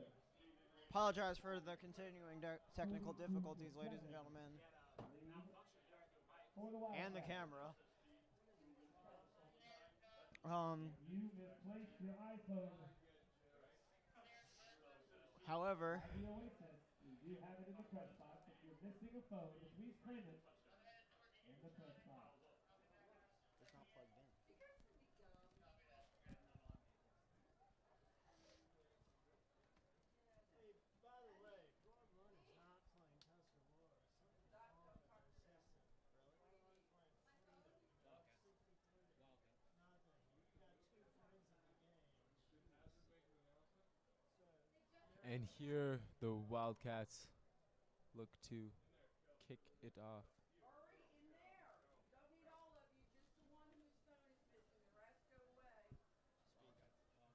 Wildcat. Well, right now we are having some technical difficulties. I appear to be the only one with a working mic, so this will be the Shaun Salehi show for at least the time being. Just kidding. I will hand this over to Jack Federici. We'll try to get the problem solved. Check, check. Check, Yes, we apologize, ladies and gentlemen, for the technical difficulties. We have some mic trouble here as the Rams get a kickoff at the 30-yard line, and he keeps chugging away. That is Nick Roth on the return on a 42-7 game here with 10:41, the first touch for the Rams. Shaun, that is not the way you want to start this third quarter. No, not whatsoever. I think, yeah. I think my mic's working. And my mic is working, so now we have two working mics. We're working with two mics now. We apologize. Nope, Jack's mic is not working. This will be the Shaun and Ryan show. I'm going to do at least one play-by-play just to spite Jack, so let's try this.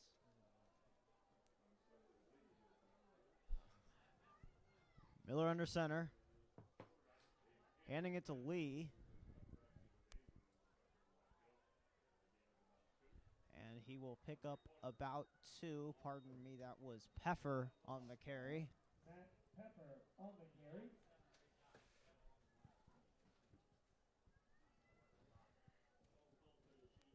Gain 2 on the play brings up 2nd and 8 for the Rams.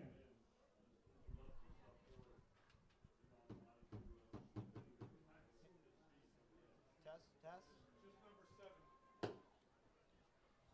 Ladies and gentlemen, I believe we fixed the problem here. Just number 7. Ladies and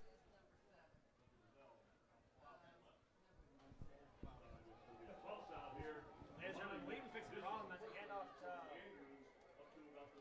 that's Andrew there with the handoff. He posted the first down mark. I believe we had issues straightened out here. We apologize here all the way from Rams Network. We apologize for the camera as well. Some technical difficulties there. And Whereas this cold weather kind of throwing us all off tonight. it is. The technology is not one for the cold. But Ram Network will always endure, and we will be here, rain, snow, or shine. And here's another measurement from the Chang gang. Hopefully we can get a good spot for the Rams this time.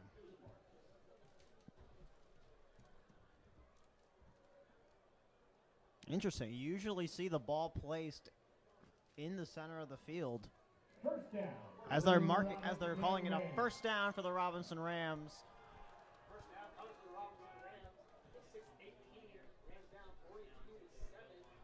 We had a chance to talk about it at the beginning of the start of the second half. The technical difficulties with the Rams having a lot of time at first half, and then right away, Adrian Turner puts away another one. So it's a tough outing so far for the Rams. And initially, we got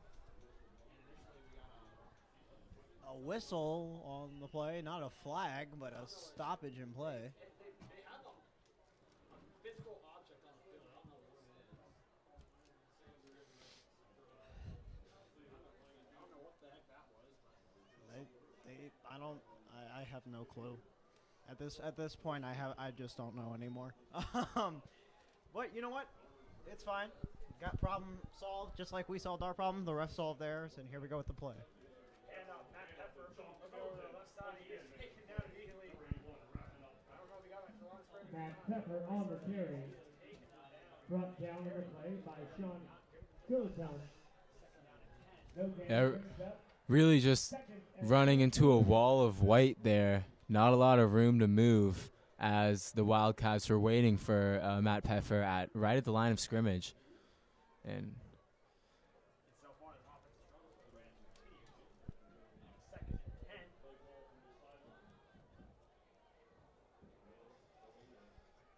Tucker splits out.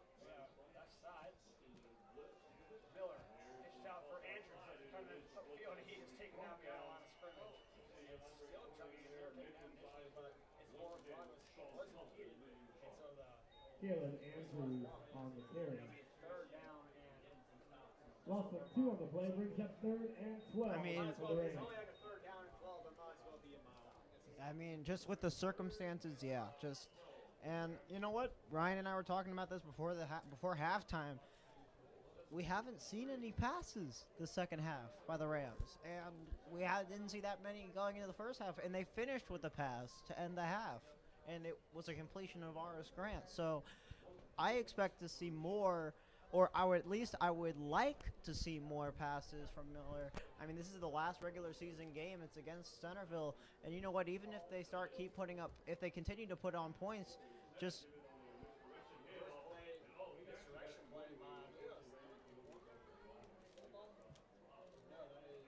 Wesley Richmond. Richmond on the carry. Brought down the play by Jake Benny. Brings up 4th down for the Rams. Aiden Rockwood comes out for the punt. I would like to see more passes from Alex Miller, especially if the game continues to slip away from the Rams. Oh, definitely. But I mean, if the game continues to possibly slip away, just give him some opportunities with a great kick, with a great roll from Aiden Rockwood. Big kick by Aiden Rockwood. Down to the Centreville 13-yard line. 1st down, Wildcats. We have D1 of anything. I'll tell you what, we have a D1 punter, and that is Aiden Rockwood right there. What a fantastic player for the Robinson Rams.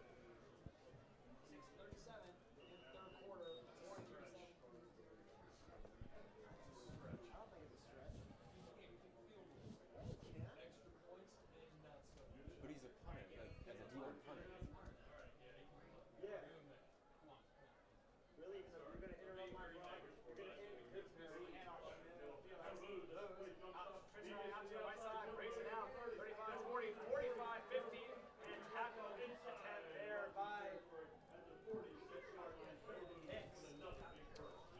Taylor Booth on the carry. 1st down, Centreville.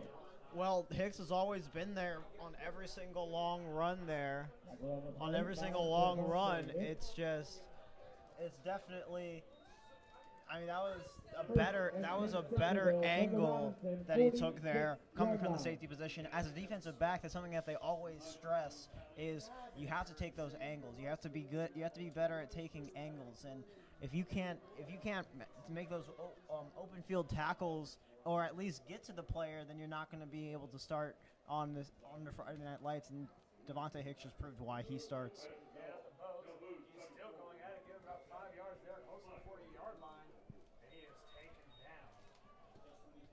Booth on the carry. Tackled on the play by DeMarcus Birdsall. Just about every time you think you got that running back wrapped up, he gets about 5 yards. The Rams just can't stop the running attack here. Boo's proving to be a very hard player to bring down. He's a big kid out there, and he's doing great just running right through these tackles. If you don't have him wrapped up real tight, he's gonna run right through you, and that's what he's shown here tonight.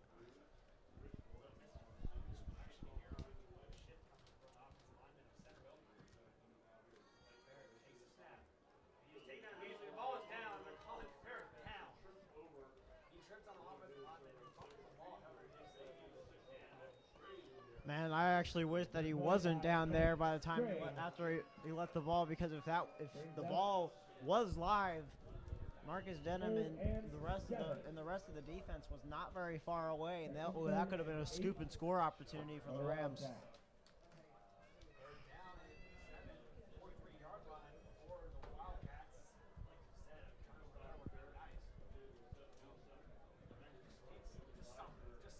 Something.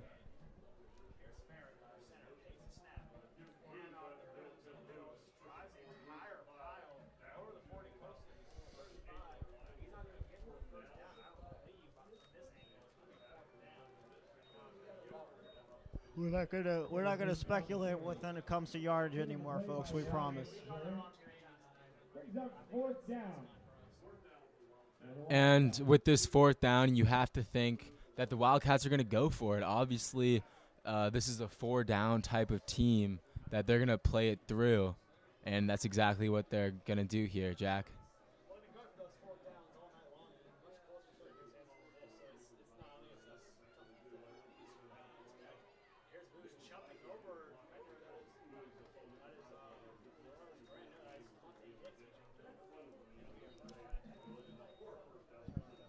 Who's on the carry? My mom told me that she's Captured by Yeah, but Salehi. isn't it like 10 The minutes? workers Birdsong and Tyler no, Iriello. it's live. Yeah, but like, First down, No, it's Centreville. live. Still some technical difficulties up here. I apologize if y'all at home couldn't hear me. Me and Shaun just trade off mics here. There's like a 30-second lag. I've seen a decent lag when I was like live streaming field hockey games. 3:07, 42-7. First and 10 for the Wildcats. For higher quality, Hand off to the left side. It's 19. It's a Richboard over the 35-yard line to the 23. And that's going to be a first down for the Wildcats again. And that's 2:53 in the third quarter. First down, Centreville. another good run there by Centreville going to the outside again. Rams really need to step up with their containing on the outside, and they need to improve. Because if they can get this outside contain and force them back in to where the rest of their teammates are in this front seven of the herd, they're going to get the tackles. But the problem is that when you leave DeMarcus Birdsong or Navarez Grant out there on an island, there's no chance for them to win one-on-one against three or one-on-three against two blockers and a running back. Fair under center. Handoff to, I'm not sure who that was, but that was Ryan Durant who got the tackle. It's a nice tackle in the backfield. That is Nickens Zeiser who got the handoff. And Ryan Durant made an impressive hit. And I'm going to bring you back to a play against Westfield. Ryan Durant, one play, one sack, and he just made another big play right there. That was a pop right there. I mean, that was a really good hit there from Ryan Durant. Fantastic. I always love hearing the pads hit each other and just hearing that pop sound, like I said earlier. Ferris under center. Toss out to the right. And number 4 is wide open, and nobody is there from the Rams side of the ball, and it is a touchdown with 1:27 remaining in this third quarter. That will extend their lead to 48-7 over the Robinson Rams.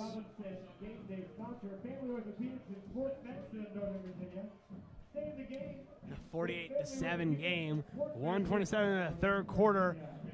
Centreville Wildcats have drove down. They had the ball, I think, only once that entire third quarter, but they used the entire third quarter for that drive. It seemed that way, at least. Snap the hole, kick is up, and it is good. 48-7, 1:27. Wildcats are up here on the Robinson Rams senior night. I'm Jack Federici here with Shaun Salehi and Ryan Keith.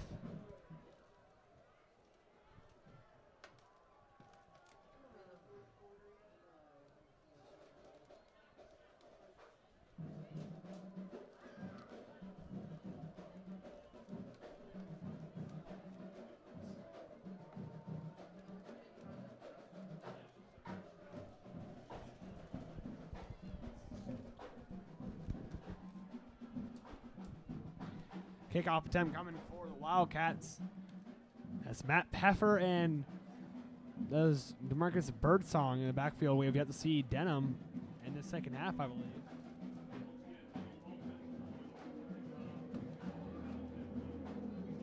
Possibly try to save his legs for next week. That might be a bad decision.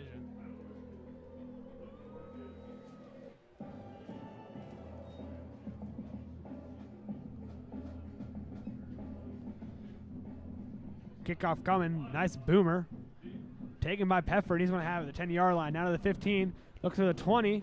He can't quite get there. He's going to be stopped at the 15-yard line as where Alex Miller and company will take over with 1:10 in the third. It's 49-7 here at Coffee Stadium in the third quarter.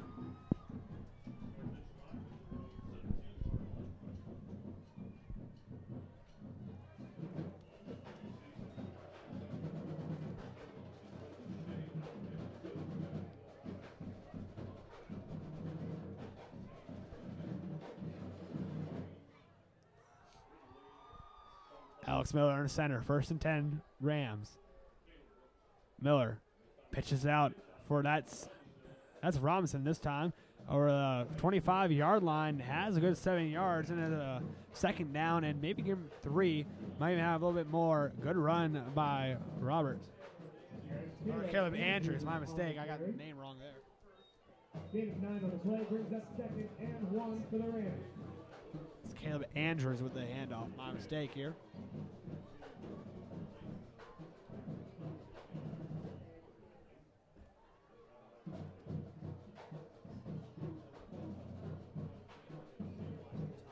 .15 seconds and counting now. 14-13. It's going to be the last play of the quarter.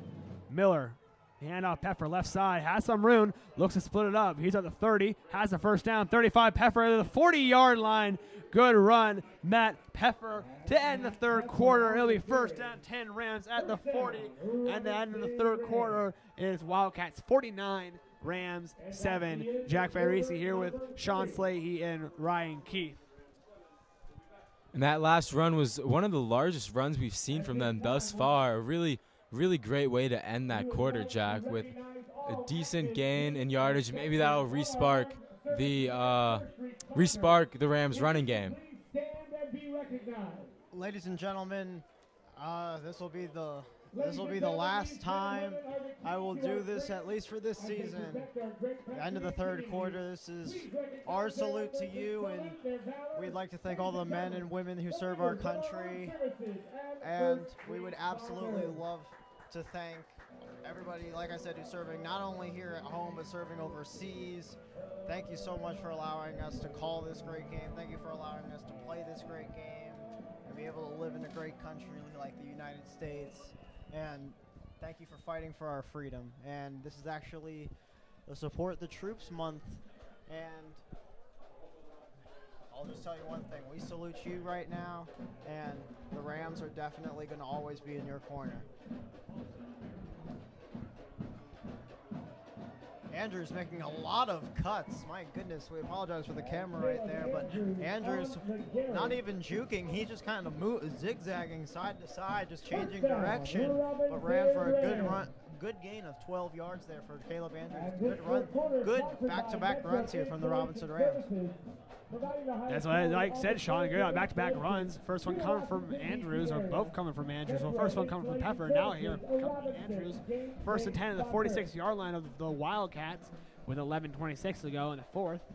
49-7. Here's Miller under center. Takes the handoff, looking for the pass, pumps once. Under some pressure, he's taken down. He has first time night he had some sort of time, but I think that's only about 3 seconds. That's about the most he's had all night. He pumped once, kind of got the defenders to stop for a second, then he was taken down on the initial. That just shows the absolute amazing football smarts that Alex Miller has. I mean, I haven't seen many pump fakes from even Jack Rowlett so far this season. That's a good job there by Alex Miller trying to draw the coverage off of Navaris Grant. Sadly, he couldn't get it there, and that allowed the Centreville front 7 extra time to get to him there in the backfield. With Miller under center, handing up the middle. Here's Andrews for a gain of about 10. Good run there by Caleb Andrews. And Caleb Andrews coming into this game late in the second half, however, really making a difference thus far. The last 3 runs he's had have gone for decent gainage, and really impressed with his play thus far. So many players, you talk about Roth a couple years ago, talk about Donnie Warder this year. When you're a JV player, you come in as a JV player, and you get that chance at a varsity spotlight, and this is Andrew's making the most of it. He's trying to be one of those players to add on to that as Richmond takes a handoff, has a good chunk of yards to the 20-yard line, 15, and he is finally taken down after about the 15 to the 14. It'll be a first down and 10. Wesley Richmond, and that's what I'm talking about. Wesley Richmond wants to get in that contention. A lot of young guys are stepping up tonight, and that's what you want to see. Definitely. We've been talking about all year long about the youth that this team has, and I mean, that's why I think a lot of people are excited here at Robinson for this football program. Not only for obviously this year starting off 6-0, but for the years coming up. I mean, it's not like we're going to lose a lot of good faces and a lot of guys who are leaders and absolute role models on this team. We're going to lose them with seniors, especially for tonight being senior night. It's an emotional night for them and their families. But I mean, this demonstrates, like we said, the youth, and I mean, being the game how it is right now, 9 minutes left, being down by a lot of points. I don't even want to try that math, and I think this is their opportunity to get some spotlight. I mean, because once it gets to the playoffs, they're not going to probably get in, even if it's the same score like this, because I mean, so this is really their last opportunity to play on Friday Night Lights for at least this year. But the best part is that, like I said, with the depth that they have, we're probably going to see a lot of these same kids come next year and the years coming forward, starting on Friday nights. 1st and 10 for the Rams in the red zone. Miller hands off at the middle. That is Andrews there to the 5-yard line. He has a first down, and the ball comes loose. They're calling it down, and Andrews has a first down. It'll be 1st and goal from the 3.5-yard line. Another great run by Andrews. The Rams are really chugging up here. First down, Robinson Rams. 1st and goal from the Centreville 4-yard line. It'll be 1st and 10 or 1st and goal at the 4-yard line. 8:38 and a counting. I didn't even think of that. You can tell we have our second string running backs in there. T.O. Bill is in there. I don't know why. Miller under center. Takes a snap. Hand off Matt Peffer. Puts a shoulder down. Chugging away at it close to the goal line. Not sure if he's in or not. I think they'll call him at the 1, and they do. Down at the 1 is Wesley Richmond. It'll be 1st and goal, 2nd and goal, I should say, at the 1-inch yard. And maybe this is a chance to see Ace Miller, Alex Miller, get a touchdown here, a rushing touchdown with a quarterback keeper, perhaps. Maybe. I don't know about it. I mean, we obviously want to keep his legs fresh come for next week's game. Look at that. Ryan Keith, the next Vince Lombardi with some of these play callings. And it is look at that, he even called it with a touchdown. Good job there by rookie Ryan Keith. I do what I can, Shaun. I do what I can. I'm so proud of you. Now the Rams have 13 points. They still trail in this game, 49-13. But you know what? Every point counts. And you know what? I wouldn't be surprised. Well, I would actually be surprised at this point to see a swinging door play. We haven't seen that actually in the past few weeks. And that might be, this is just a superstition, that might be one of the reasons the Rams have been dropping some of these previous games. I mean, a lot of it's a bit of a stretch, but as the kick is up and good. But really, every single game, think about it, every game that they have tried that swinging door play, they have won. So maybe if we try a swinging door play here, you will see a miracle here at Coffee Stadium. In this 4th quarter, that touchdown drive. Interesting predictions coming from Shaun Salehi here. I'm not necessarily going to touch on that subject, so let's just move on. Here, 49-14 with 7:40. Ryan Keith, you onside kick or just kick it off to Centreville? At this point, I just say kick it off. I agree with you. Mm-hmm. I agree. Closer game, maybe. At this point, not so much.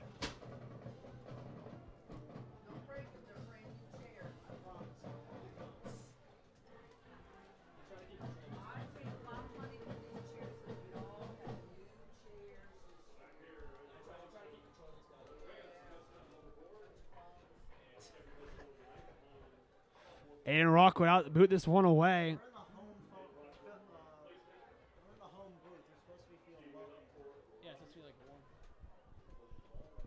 7:40 here.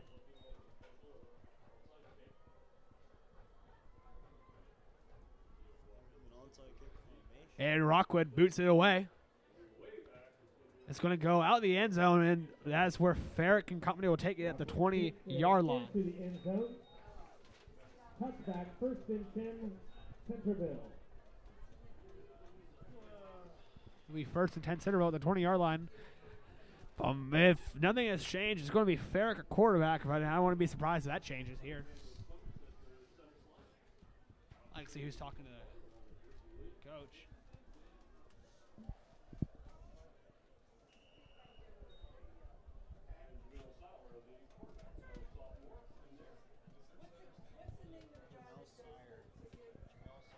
Is Jamel Sire in at quarterback. Number 7, the sophomore.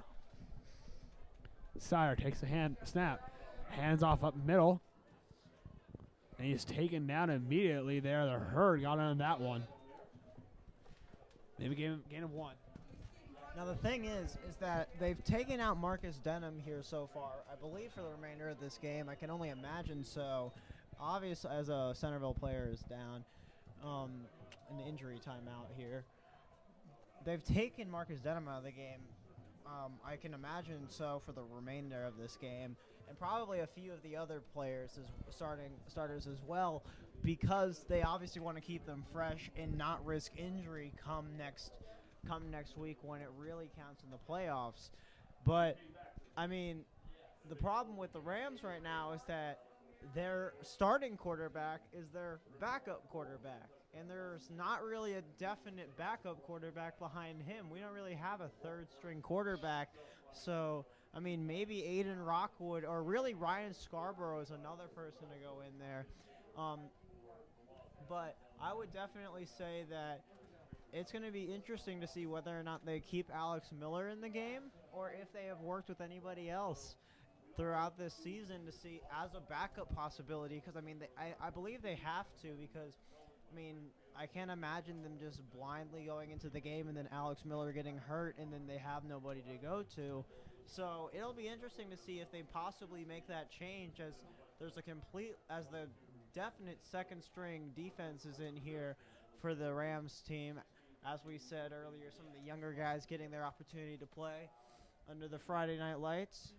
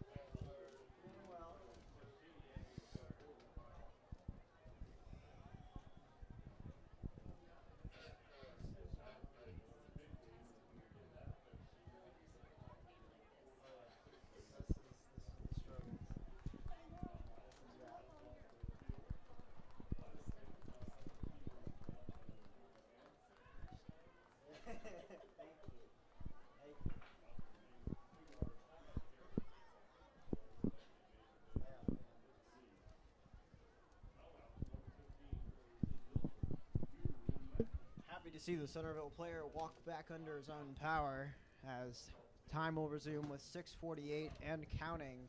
Rams still trail, 49-14 behind the Centreville Wildcats. Sadler and company to take it on a 2nd and 7 at the 23-yard line.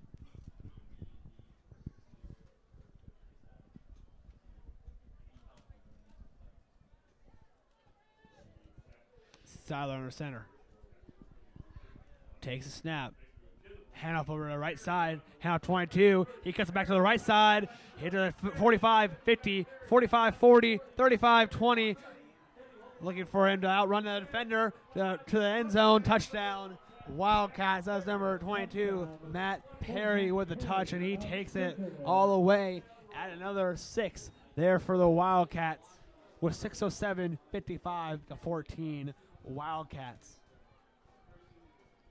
And that was a huge run there. I mean, over 70 yards, for the Wildcats. But good job there by Zaim at the safety position, trying to get a. He took a pretty good angle, just wasn't able to get that tackle, just wasn't able to bring him down inside the 5. But good effort there by Zaim, and we have to remember this is the second string defense in there, facing against the second string offense. But still, I mean, both of these teams have a lot of depth, as the extra point is no good, and the score is still 55-14. Your Rams trail to the Centreville Wildcats. We would like to thank its game day sponsor, El Hadi Orthodontics. 6:07 to go, 55-14 here in the fourth quarter. El Hadi Orthodontics, The Rams are trailing by a bunch. Game day sponsor.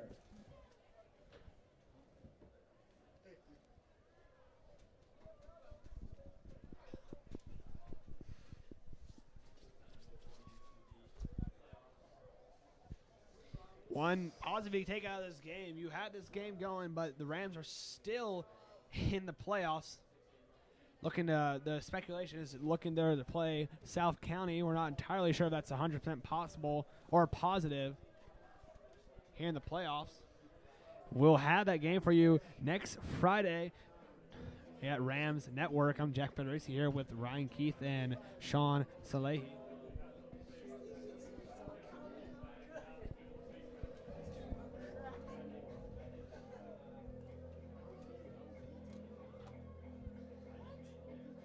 Kickoff coming for the Wildcats.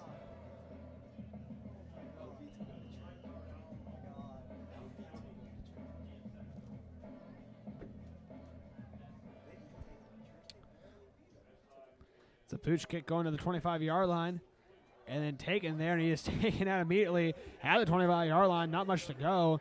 He'll take it there. Matt, there's some fighting going on there. That's Patrick Esposito got a few shots.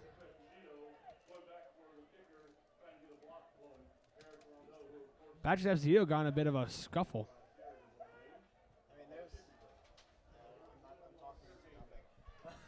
I mean, there's a lot of chippiness out there on the field for obvious reasons, and especially here on the Rams side, they definitely. But you know what? You have to keep your head. You can't let a game like this get to your head and try to. And that's inexcusable behavior right there from Patrick Esposito, especially him being a senior. But we definitely can see him do better things. However, I mean, I do like that he is still passionate about the game, even being down by 41 points. 15 yards.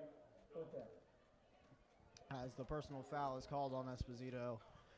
15-yard penalty we put up against the Rams. Penalty against the Rams. You know, the hockey fan of me kind of doesn't necessarily mind seeing those scuffles, but not air football, those are no-nos.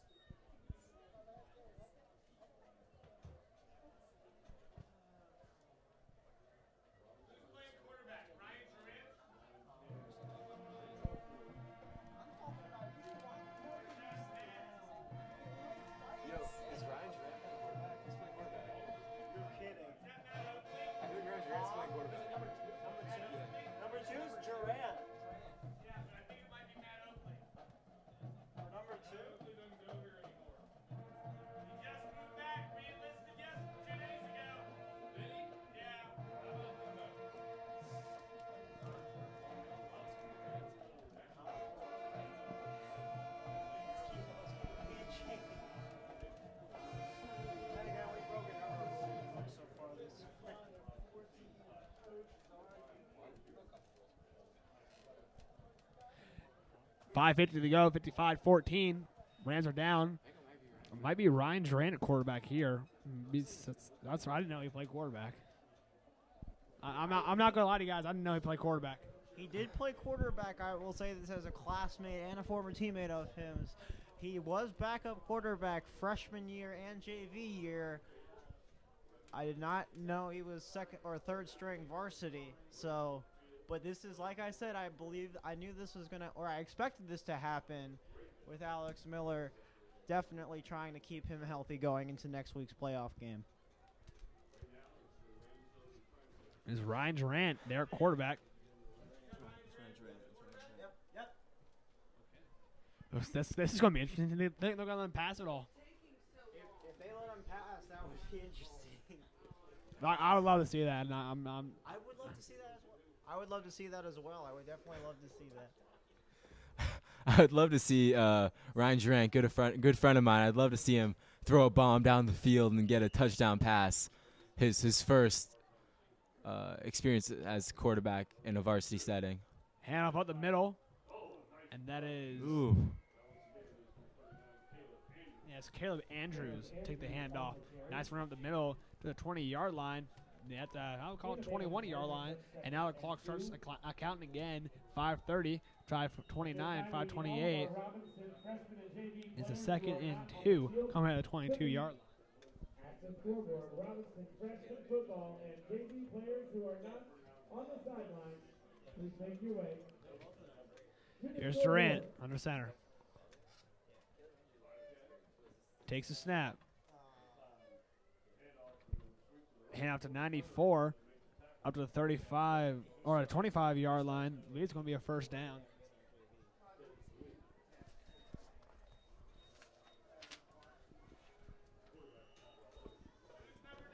It's number 94. That is. I'm sorry. I apologize, ladies and gentlemen. That's not on my roster. 94. I apologize to everyone at home. I don't have a 94. Trying to figure out who that is. Durant hands off to Andrews. He still was a little bit in the backfield and then finally taken down behind the line of scrimmage. 4:32 and counting now.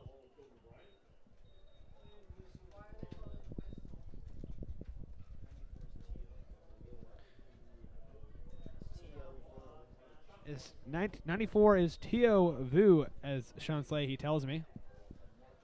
4:22, but the clock is stopped. I don't know why. It's a chop block against Robinson, apparently. And they get that chop block against Robinson here with 4:22. On the offense, the penalty is declined. 2nd down. And they decline it here. So it'll be 2nd and 14. It'll remain that way. 4:22, 55-14.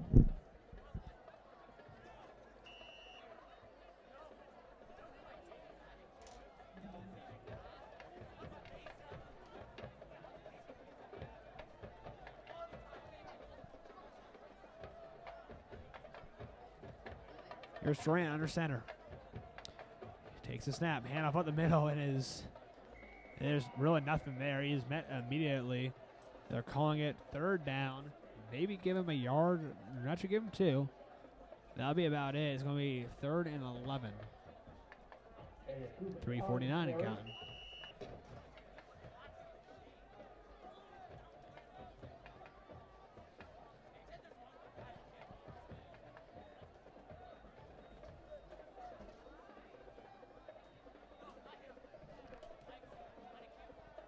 Brings up 3rd and 11 for the Raiders.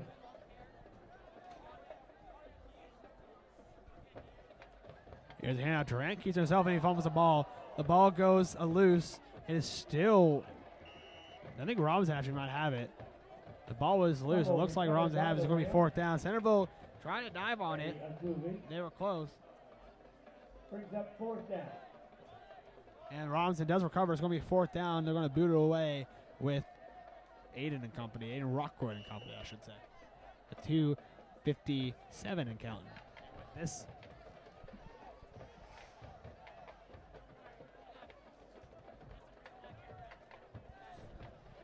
And with this punt, you got to think, maybe Centreville's going to be able just to take a knee. If you get under 2 minutes at least.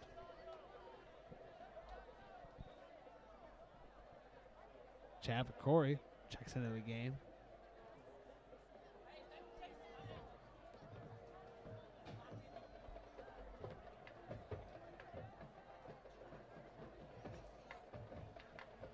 The snap, no pressure for Aiden Rockwood. And he gets the kick off.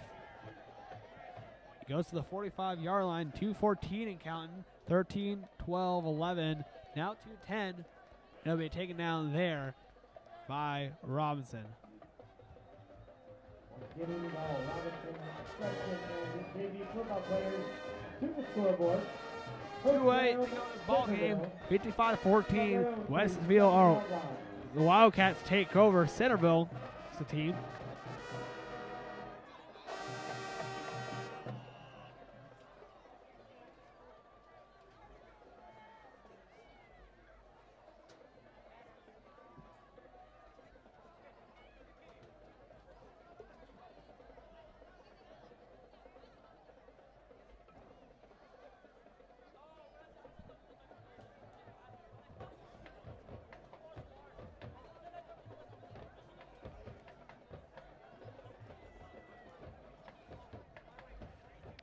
.139 counting. Snap, they keep on running it. Run out to the right side. He puts a shoulder down. Still chugging out over the 50-yard line on his feet to the 45 and then taken down at the first down. 125, and the Wildcats do not want to take a knee.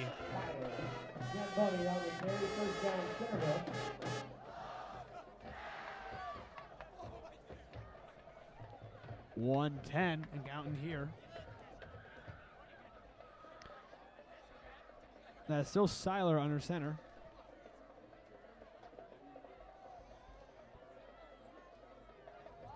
And now they're in knee formation.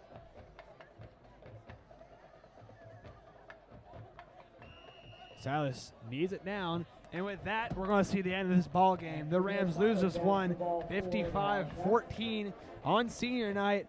They end their regular season at 6-4. Here at Rams Network. We'll see you next week as your Robinson Rams take on, believe, the South County Stallions at South County for a first playoff game of the year. Should be an interesting battle there, and I'll be there along with Ryan Keith and Shaun Salehi. Ryan, talk to me a little bit about this game. This game definitely tough for the Robinson Rams to take.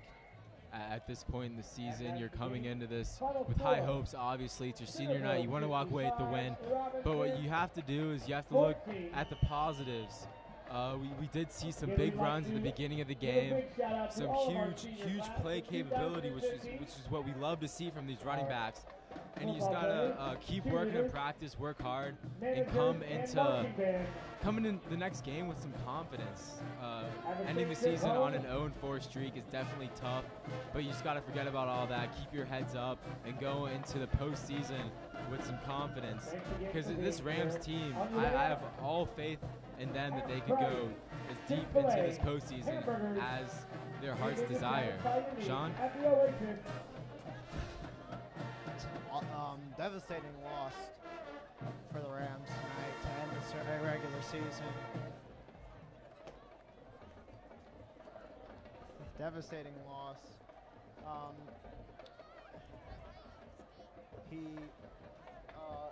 Everybody's got to be feeling absolutely awful that they couldn't get this final win for their seniors tonight, but oh man, as tough as it is, as Ryan was saying, you got to look at the positives.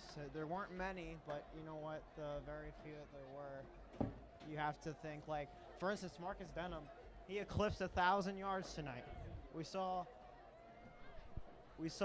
him eclipse 1,000 yards, which is fantastic, and that's definitely a huge milestone for him. So that caps off a fantastic season for Marcus Denham. We saw a lot of the second string players come in, proving their worth to this team, showing promise for the future. But I think really what we need to remember is, when looking back on this regular season, is yeah, we've dropped the last 4, but we won the first 6, and my God, it was one of the best runs I personally think I have ever been part of. I mean, that Lake Braddock game, I will still say to this day that is one of the best football games I have seen in years. I've gotten a lot of flack for those comments, but you know what? That is definitely, I will stay true to my word. I love that game. That game was a blast to call. Now, I was more of a fan than a commentator watching that game, and that's just one of the minor highlights that was going up on that streak, and we've hit a bump in the road, but they need to find that niche to get them back to the old Robinson ways that had them winning 6 straight. So next week we'll see who we're playing, and you know what? Rain, snow, or shine, just remember you will always see the games live here on Ram Network, no matter where in the state of Virginia. For Shaun, for Jack Federici, Ryan Keith, I'm Shaun Salehi. Happy senior night, and cheers to a good season for the Rams. We'll see you next week in the playoffs.